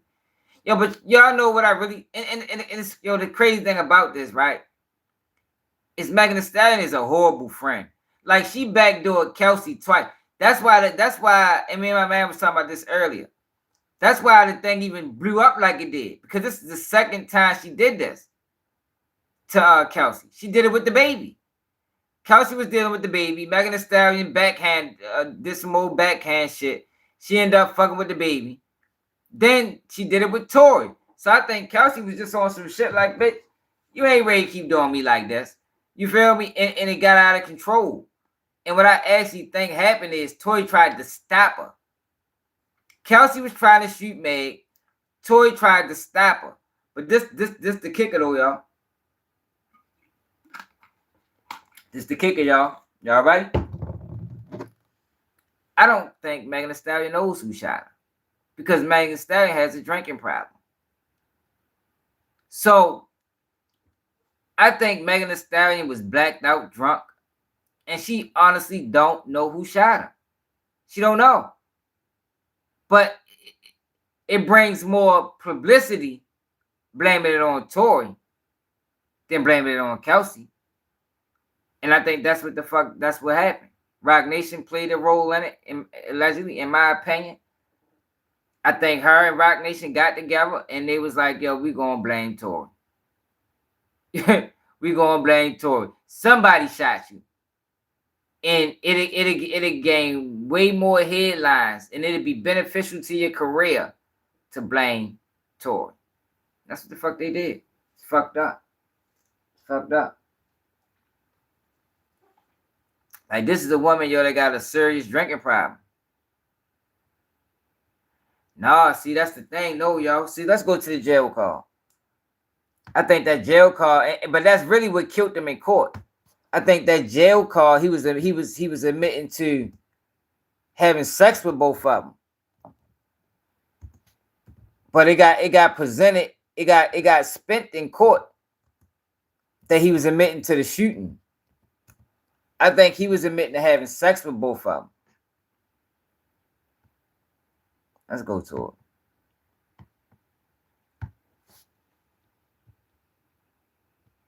Y'all hit that like button, yo. Subscribe to the channel if you're new. If y'all want to support the platform, yo, Cash App Baltimore Swag. It's at the bottom of the screen. All donations is acceptable. And we really was trying to get to like a $50 like quota. We don't never reach it. Everybody's put up $1. We be crushing that shit. LAPD jail. But here you go to This is a free call from Tory? an inmate at LAPD jail. This call is subject to recording and monitoring. Press 1 to accept the call. To deny this call, thank you for using Telmate. Hello? Yeah. Y'all got out 6 and 8 things. Huh? Y'all got out. Anything y'all good? I'm still in the hospital. I'm outside the hospital. What hospital y'all at? About what? You said what? You're listening to Street I said Megan's in the hospital still. I'm outside the hospital waiting. What hospital are you at? I don't know. Let me see. Feeder, something like that. Feeder. No problem. Regardless, I know she probably never gonna talk to me ever again, but bruh, I just want you to know, bruh. Nigga, I was just so fucking drunk, nigga. I didn't even know what the fuck was going on, bro. That ass. I didn't even know what the fuck was going on, bro. Like that ass, nigga. I'd never do some shit like that, bro. It's just that, nigga, I was so fucking drunk, nigga. I just didn't even understand what the fuck was going on, bro. Like, so, whatever, bro. But, you know, regardless, that's not gonna make anything right. And that's not gonna make my actions right, bro. But I'm just deeply sorry, bro. I never even moved like that. You gotta realize, yo, Kelsey was like his girl. So I can, if you look at this in the context of a guy who fucked up by fucking his girl best friend, I can see that being a conversation. But it got spent that trial this was him admitting the shooting made. Like this conversation fucked him over, regardless of what it was about. It fucked him over in trial. Like that at all, bro. Like for real talk. He should have known better. He was tripping. A lot that happened, but A whole lot, bro. Like a whole lot, bro. I feel crazy, bro. But man, this day, like what happened already, bro. I can't take it back, bro. I'm just telling you, I'm sorry, bro. Like You're listening to Street TV. I think I was just too drunk, bro.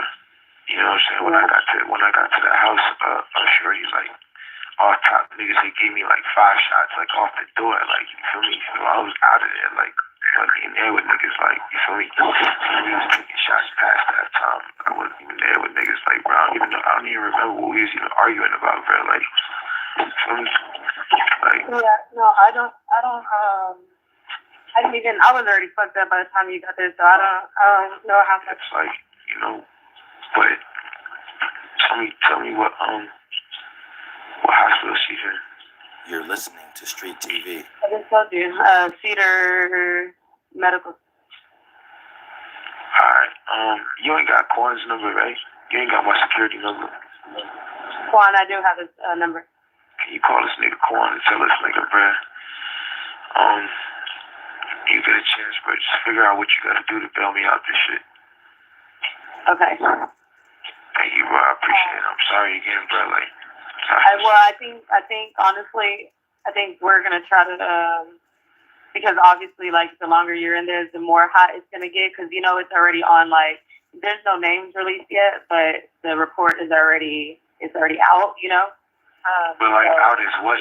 What you mean, out? It's on some app. You know, Megan's team is on top of this. So, yeah, but, like, niggas don't, there's no way that Megan's on, like, the thing. What'd you say? There's no way that Megan's, like, on the thing. You're listening to Street TV. No. So far, none of that is there. But I mean, yeah, I don't think it's gonna be one of those. If anything, the only nigga that's gonna get this backlash is me. It's not gonna be her. Yeah. But yeah, I'll let you know. Alright, it is what it is. Regardless if I get out of here today or not, bro, I just wanna let y'all know, bro. I'm sorry, bro. Like, I never did that shit if I wasn't that drunk, bro. Like, you feel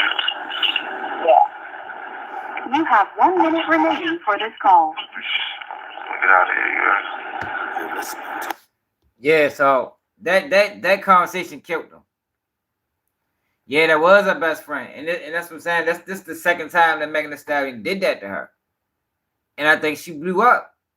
I don't know who the gun belonged to, but I believe that she grabbed that gun first. It came out in court that she grabbed the gun, and then another side backhanded thing that the prosecution did was they act like they couldn't find the bodyguard, but the bodyguard said he was never reached out to. The bodyguard wrote a statement after the trial was over, wondering why he never got a subpoena to come to court. Like the prosecutor, this was a hit job on Tory, man, and it kind of catapulted Megan Thee Stallion career. Like they used them, yo. They used them.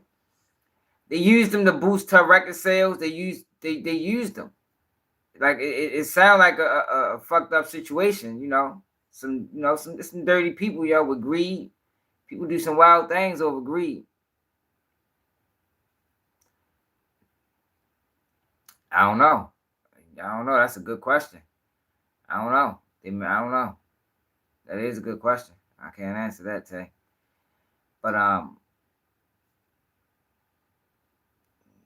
shit, I don't know, yo. Like that shit crazy. I know if it come out, they saying they got a video. Black 100 been talking about this video for a while. They say a child got it. Some Asian kid got the video, and they try and get the parents to let them sign off on it so they can release it to the public. If that video shows that, like, why she should have just said she didn't know, yo, because I think yo Megan is an alcoholic, yo, and sometimes you can get drunk and you have like little blank spots where you can't remember. And I honestly think she don't remember, yo. And she should have just said that. But that would have made her look bad, you know. But that's what she should have just said as opposed to saying Tory shot me. She said, I don't remember. I was drunk as a bitch. I don't know. Because I honestly think that, I don't think she intentionally lied on Tory. Even though if the video come out and it shows otherwise, it's gonna look like that, but I just think she was drunk as a bitch and don't fucking remember. She couldn't tell you who did it. The gun probably could have just went off, you know, because they was fighting for it. Tory was trying to take the gun from Kelsey. Kelsey was trying to shoot Meg and the bitch went off. They probably both shot her. But was it intentional? Did it deserve 10 years in prison? Man, fuck no, because it more than likely it was a mistake. And then she made up this whole story about he told her to dance, bitch. Like, I don't know about that, man. Right. Yeah, she did say that. The thing was, the detective realized what happened, and they questioned her again, and her attorney made her tell, okay. Yeah, her attorney probably made her lie. Because she wasn't there when it happened. What you mean ain't no video, Terrence Williams? It is a video. The fuck you talk about? It is a video. They just was talking about they just was talking about a video being released. I do remember that. They were saying she shot herself. I do remember they saying she shot herself. It was said during his trial that he had the wrong legal team. And they were, oh, okay. I remember, yeah, it's just, I don't know, yo. The truth gonna come out. That's one thing about the truth. It comes out eventually. It's only but so long you can hide the truth. It's only but so long, yo. He might do his whole 10 years. Not his whole 10 years, but he might finish out his bit. But the truth is gonna come out. It always do, yo. It don't matter how long. It could be a year from now. It could be 2-3 years from now. But he got 10 years because he was a convicted felon. And they added a sentence enhancement because I think Tory Lanez got a prior gun case. So they added a sentence enhancement. She stepped on glass. I don't think she stepped on glass. It did look like she stepped on glass though when you looked at the wound. I don't even think she got hit. No, she got hit with fragments. Basically, the bullet hit the ground, broke up, and the fragments got in her foot. Like, she didn't get shot. I think we need to make sure we, correct that. She didn't get shot. She got hit with bullet fragments from shooting at the ground. That's what happened. Yo, but they played it up so she can gain sympathy for a music career. It's a dirty game, yo. These people dirty, y'all.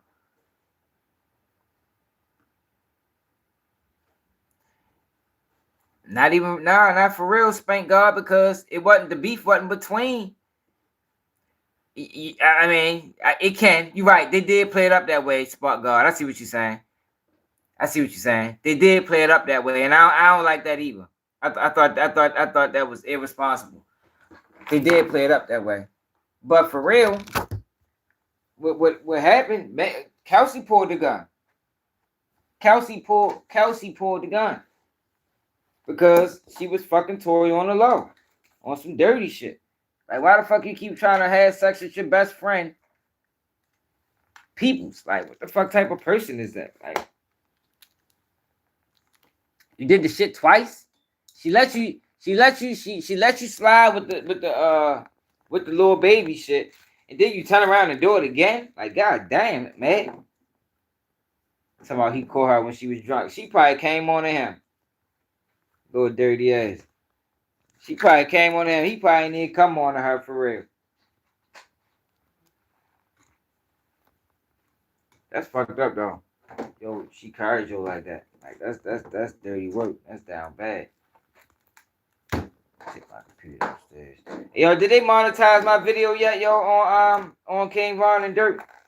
Anybody watch that video? Y'all gotta make sure y'all check that out. Make sure y'all share that. That video should go viral. That video took me 8 days to put out for YouTube to play games with monetization. And you could tell I put a lot of work into that video. Hella edits. YouTube don't give a fuck. Their sole purpose is, how the fuck can we pay the less and get the most out of content creators? Well, we want to pay them as less as possible. How do? What's up, Everett? Yo, but yeah, y'all, make sure y'all support the platform, y'all. The Cash App at the bottom of the screen, y'all. I think this was a good live. Man. Oh yeah, but Durk. So what I was saying earlier is, Durk hasn't been indicted. Durk is being held on a criminal complaint, which means the feds has 30 days to officially either charge Durk or let him go. They got 30 days. They got to do something. They can't keep holding the boy in there without formally charging him. Typically, what happens is a person gets indicted first by the feds. That's how you know they didn't have a real case. And I agree with the Myron dude. They wasn't going to arrest Durk until Durk fled. That's why he wasn't on the original indictment. Remember, if y'all can remember, we questioned that. Like, why the fuck is Durk not on the first indictment? Like, why he got his own indictment? I think they had to type one up real quick, get a warrant, book him, so he wouldn't flee. But if them boys don't say nothing, Durk probably be home. At least until they build the case. Because they can only hold him for 30 days. He's been in there about a week now. So what, they got what? About 20-something more days they can hold Durk before they gotta let him go. Yeah, I think so too, Jalen.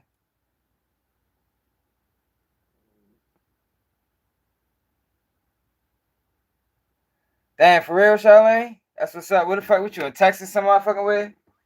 That's what's up, man. Y'all sleep to Charlene, man. Charlene got a motherfucking CDLs. Charlene, what you mean you been? What you mean you subscribed? You been subscribed.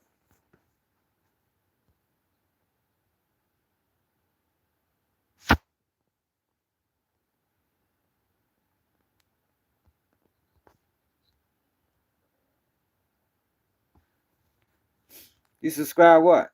Oh, where you went at? Where they got you at? Texas? I know they be sending a lot of drivers to Texas.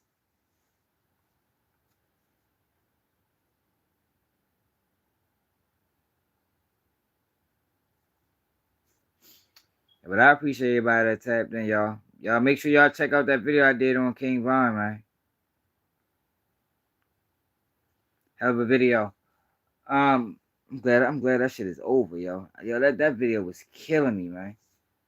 Killing me, yo. Yesterday I worked on that video all day, y'all. All day. I'm talking about I started back working on it at like from like 12 to like 1:50. Left back out to get my kids. Came back in around 3:30, 4 o'clock. So from 4 o'clock to 10:30, worked on a video straight. The whole time for 6, 7, was about 7 hours straight. Just for YouTube to play games with monetizing a bit. Like YouTube be terrible with this shit, man. So I was gonna hold the video, and I did hold it all day. Held the video all day, waiting for YouTube to make a determination. And I just said, man, fuck it. Fuck it. I didn't put too much time in that bitch to just have it sitting while it's done. See the Connecticut. Okay. I'm ready. I think I'm ready to hop on the road tomorrow for real. Getting time. If anybody want to do some work, hit me up. I'm charging though in my city. I want to get some work done. I'll be down there for 3 days. Any podcasters want to do some work? I gotta start charging, man. Selling myself short, trying to be 100. These motherfuckers don't care about being 100. They trying to monetize. This nigga, I can't believe Yo Tri-Side was buying views. Like, oh, these people crazy. They get intimidated when you start catching up to them. My number starting to look like theirs. They wonder what the fuck going on. I think the people just caught on. You know? Y'all been stealing for so long. Now when people start to find a source, they getting uncomfortable. They don't know what to do. Like, oh shit. This motherfucker been YouTube best kept secret for years now. Now motherfuckers finally starting to catch on. I appreciate everybody that tapped in though, y'all. And like I told you, I promise I never get to a point where I start shitting on my supporters. Like, fuck no.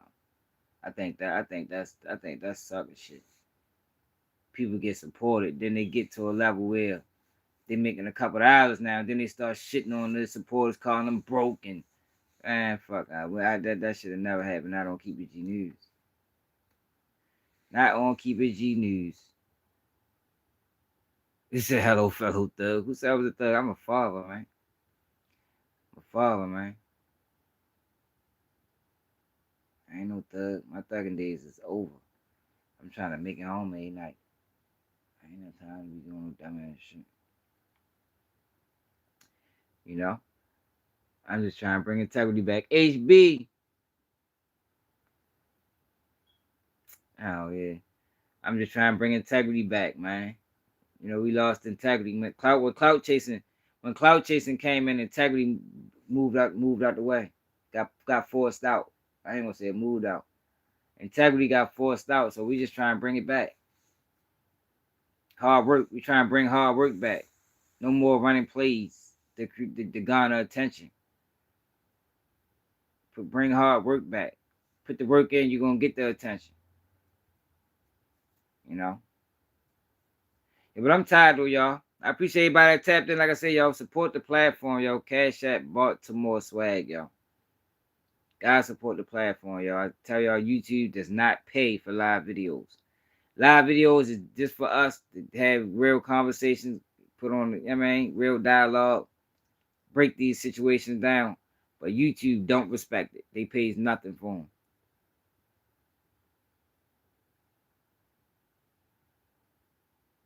them.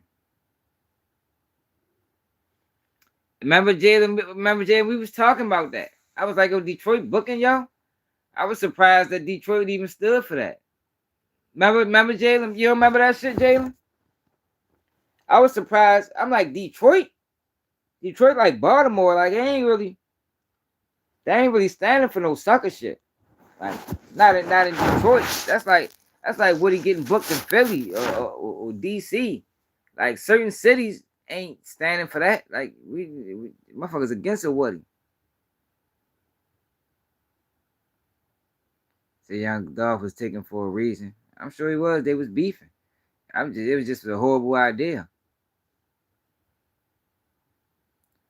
Oh, all right. So he was raising niggas. Yeah, Young Dolph was showing love, man. I respect what Young Dolph was doing. I ain't seen nobody do what Young Dolph did since. Young Dolph was giving away Hellcats and Track Hawks and giving them away. No raffles, no none of that. Like, just giving shit away, yo. Like, you supposed to give back to your people. Yo, when the people put you in a position and they supporting you, they watch everything you do, they buy your products, they cash app you, you know, they just showing support. Yo, you are supposed to look back out. But I don't know, yo, people don't think like that no more, yo, and we still be supporting them motherfuckers. Like, I got the utmost respect for what Dolph did.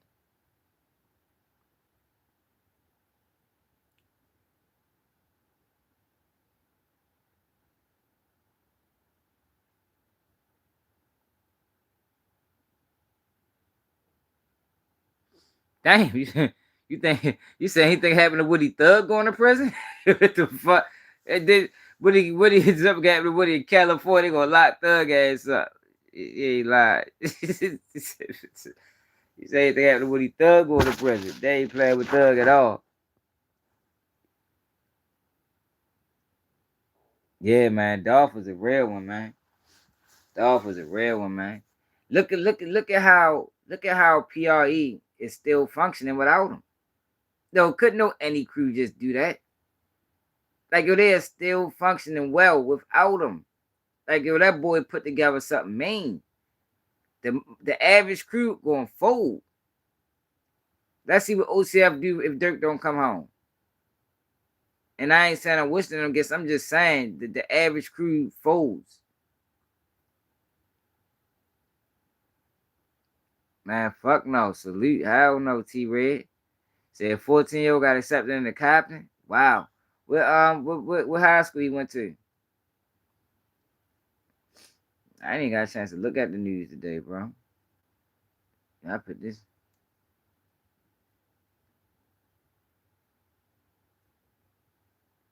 Feds ain't got thugs. They got the rest of them, though.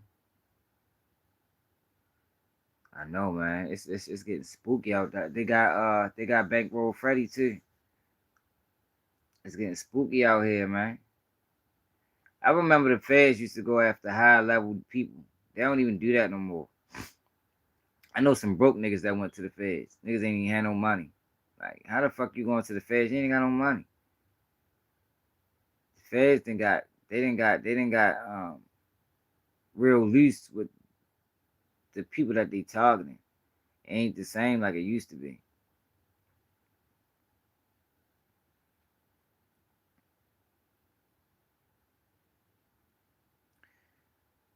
Man, them boys tell on Durk if they want. He said Brick Baby next. Brick Baby cooperating. Brick Baby. Yo, look how Brick Baby switched up like how he did. That's not normal. Like, he turned all the way Hollywood. Like, all the way. The first sign of a couple of hours, he fucking folded. Like, you can't trust them type of dudes, man. He's not trustworthy. He'll do anything. Brick Baby will sell his ass for the right price. I think so. And I really do think so. For the right price, he'll sell his ass. He already selling his ass over there with Adam.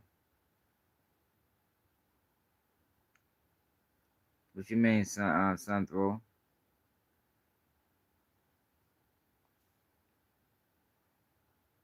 What's up, Billy? No, you definitely can't. They'll sell out fast. They sell out fast, man. Them fucking, man. I told y'all, yo, right now, yo, it's so profitable. Selling out is profitable. It's profitable, man. I just figured out who Charleston White is recently. Charleston White is Candace Owens. Charleston White's core fan base is racist people, man. Selling out.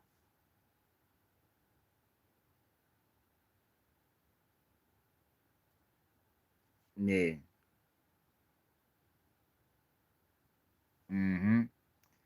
Yeah, that liquor company fucked Diddy over. Feds definitely getting everybody. That's what I'm saying, but they're gonna start losing cases. See, this is the thing, and let me say this, because this people always talk about the feds. They got this high conviction. The feds got a high conviction rate because they fucking dirty.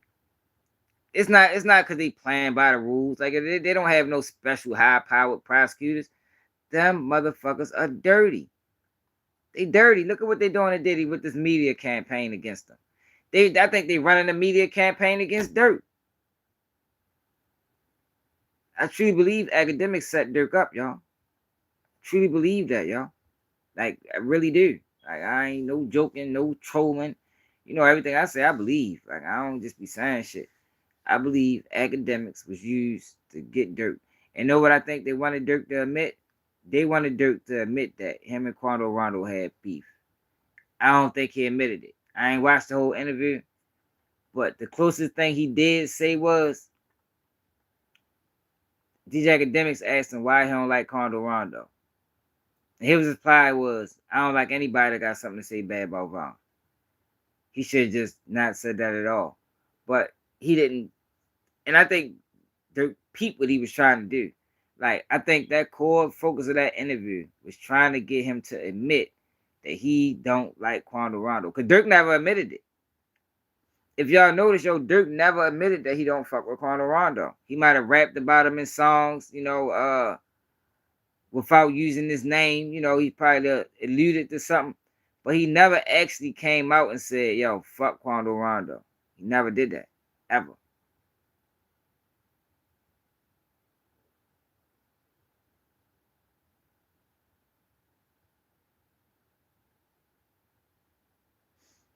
Yeah, hell yeah. These academics are slime ball, man. A lot of them, people be thinking it's a game, I just had a conversation with somebody. We was talking about that shit. I don't know why people think that a lot of these guys ain't working. I don't know why. All you gotta do is track their history. Yeah, J Dez, Doug was tripping. I wouldn't have took that plea. You talking about Durk?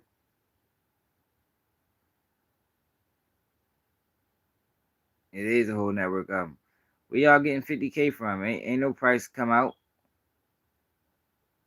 Where y'all getting that from? I ain't see no price that Durk paid. I ain't see that nowhere. It's not in the paperwork. A key. But this the thing. Key. Academics say he knew Durk was under investigation. He knew. For one, how'd you know? And for two, if you knew he was under investigation, why you asking those interrogating ass questions? Why are you asking them and people need to he should have the answer to this. Like all the motherfuckers be over there watching this dumbass. He should have the answer to this. You said you knew Durk was under investigation for 2 years. Why did you ask him them incriminating ass questions repeatedly? Like you didn't just do it once, you did it repeatedly. And why did you interview Young and Ace when Young and Ace's name was surrounded by, at the time, people thought Young and Ace's name was connected to Julio Fulio death. Why did you do that? That's federal activity, man. That's federal activity. I'm telling y'all, man. All you gotta do is watch them. These motherfuckers ain't right.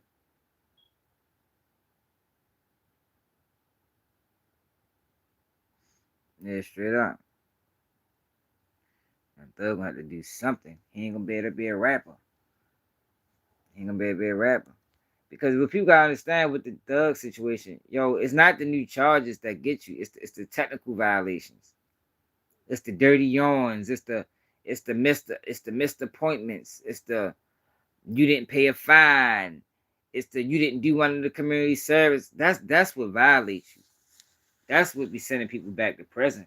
They needed they was talking about stopping them technical violations. Like you shouldn't have no technical violation. You should only violate if you catch a new charge. Now, if you got certain little stipulations in your plea, cool. Yeah, but a lot of people be violating. Motherfuckers be violating for being homeless. I mean, you don't got no house on file. They send your ass to prison for that shit.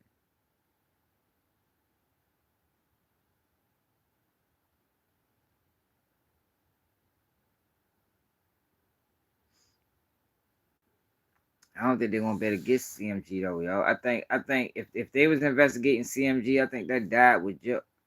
I think Juk killed that investigation because Yo Gotti had layers of protection. Dolph, Academics didn't. Yeah, he working, y'all. He working. I'll be glad when people notice that. I should be saying that shit in this chat. If you set Durk up, in my opinion, I think he did. We'll never know for certain. But shit, if it quack like a duck, it's a duck to me. You feel me? What the fuck made you interview Young and Ace after Julio Fulio died? I ain't never even hear you mention Young and Ace. And all reading books, what it is. In all the years you've been around, no, Jay-Z ain't nothing coming behind Jay-Z. All the years he been around, you never even mentioned Young and Ace's name. Now Julio Fulio died. It's all these rumors circulating around his name. Look, I got gray hair, y'all. That shit stick out like a sore thumb. One gray hair. Now it's all these rumors circulating around his name. Now you decide to interview Young and Ace. Get the fuck out of here, Academics. You ain't slick. I'm on to you. I'm on your ass. I don't know. He got a first day out. He ain't got no first day out.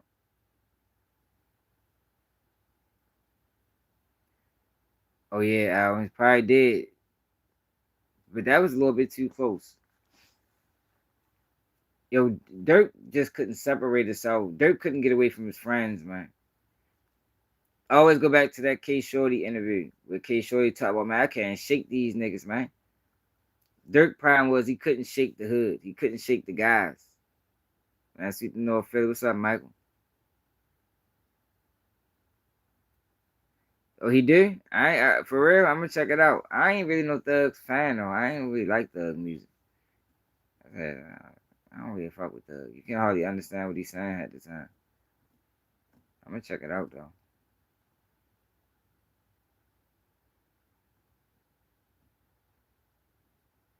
He felt like he was in that just because Lil Durk Rat didn't want to kill.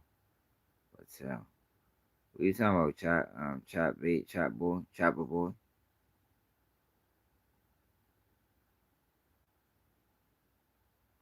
Yeah, hey, Nate, you seen that interview? Yeah, man, K Shorty a real ass little nigga, man. Like K Shorty fucked up. His life fucked around over too. But K Shorty is a person in Jacksonville that can bring change to them young kids in Jacksonville. Cause Shorty smart. Yeah, Julio Fulio said it, man. He got a song talking about I should have listened to K Shorty. K Shorty got wisdom. I think K Shorty just was stuck. You know, he was stuck between wanting to get out and being down for his block, being down for his neighborhood. You know, that's a hard decision to make, yo, at a certain age. You in your early 20s. K Shorty was a solid little dude. I got a lot of respect for K Shorty. Got a lot of respect for K Shorty. See, those are the type of young, they the type of young kids I like. Like, them young kids that's like that, man, I be trying to have them around me. You feel me? Cause they on point. Like my little man Rondo. Sleep to Rondo, man. That's my little man. He be watching my videos sometimes. I peeped the realness in Shorty early. All his homeboys then got murdered. He probably the only one still alive. All of them either got murdered or went to prison. He the only one still here because Shorty smart. Shorty know when to work a job. He know when to leave the street shit alone, time to work. Taking care of his kids, his child. Like, They the type of young kids that I like. You know, the smart ones, not the dumb ones. Like, you can do what you're gonna do, yo, but be smart, yo. Don't just be out here harming innocent people and just moving all crazy. Like, do this shit smart. Stay out the way. Know when time to go in the house. Don't be out all fucking hours of the night.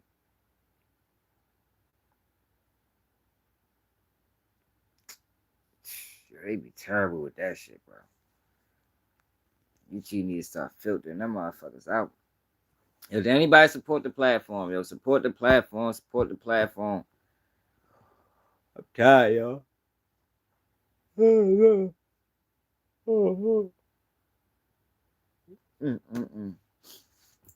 Support the platform, yo. They could just be like a president. You can only call somebody shot.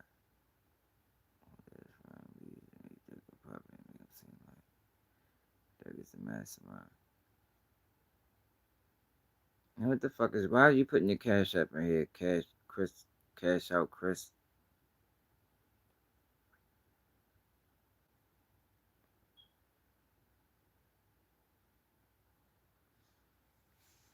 Yeah, man. Yeah, see, it be hurting me, man, because I be wanting kids like them little raw young dudes. I be wanting them to win, man. You feel me? Like a Durk, a K Shorty, like them little young kids, man, like that grew up rough and been through some things. I be rooting for them, man. But it's like they always go down. I know I'm tired, yo. I do need to go to sleep. They always go down. But shit, I appreciate everybody that tapped in. Y'all know we go live every day at 11 p.m. Eastern time, every day, Monday through Sunday. Make sure y'all check out that video I just dropped earlier today on King Ron and Durk. It's another day of QBG News. And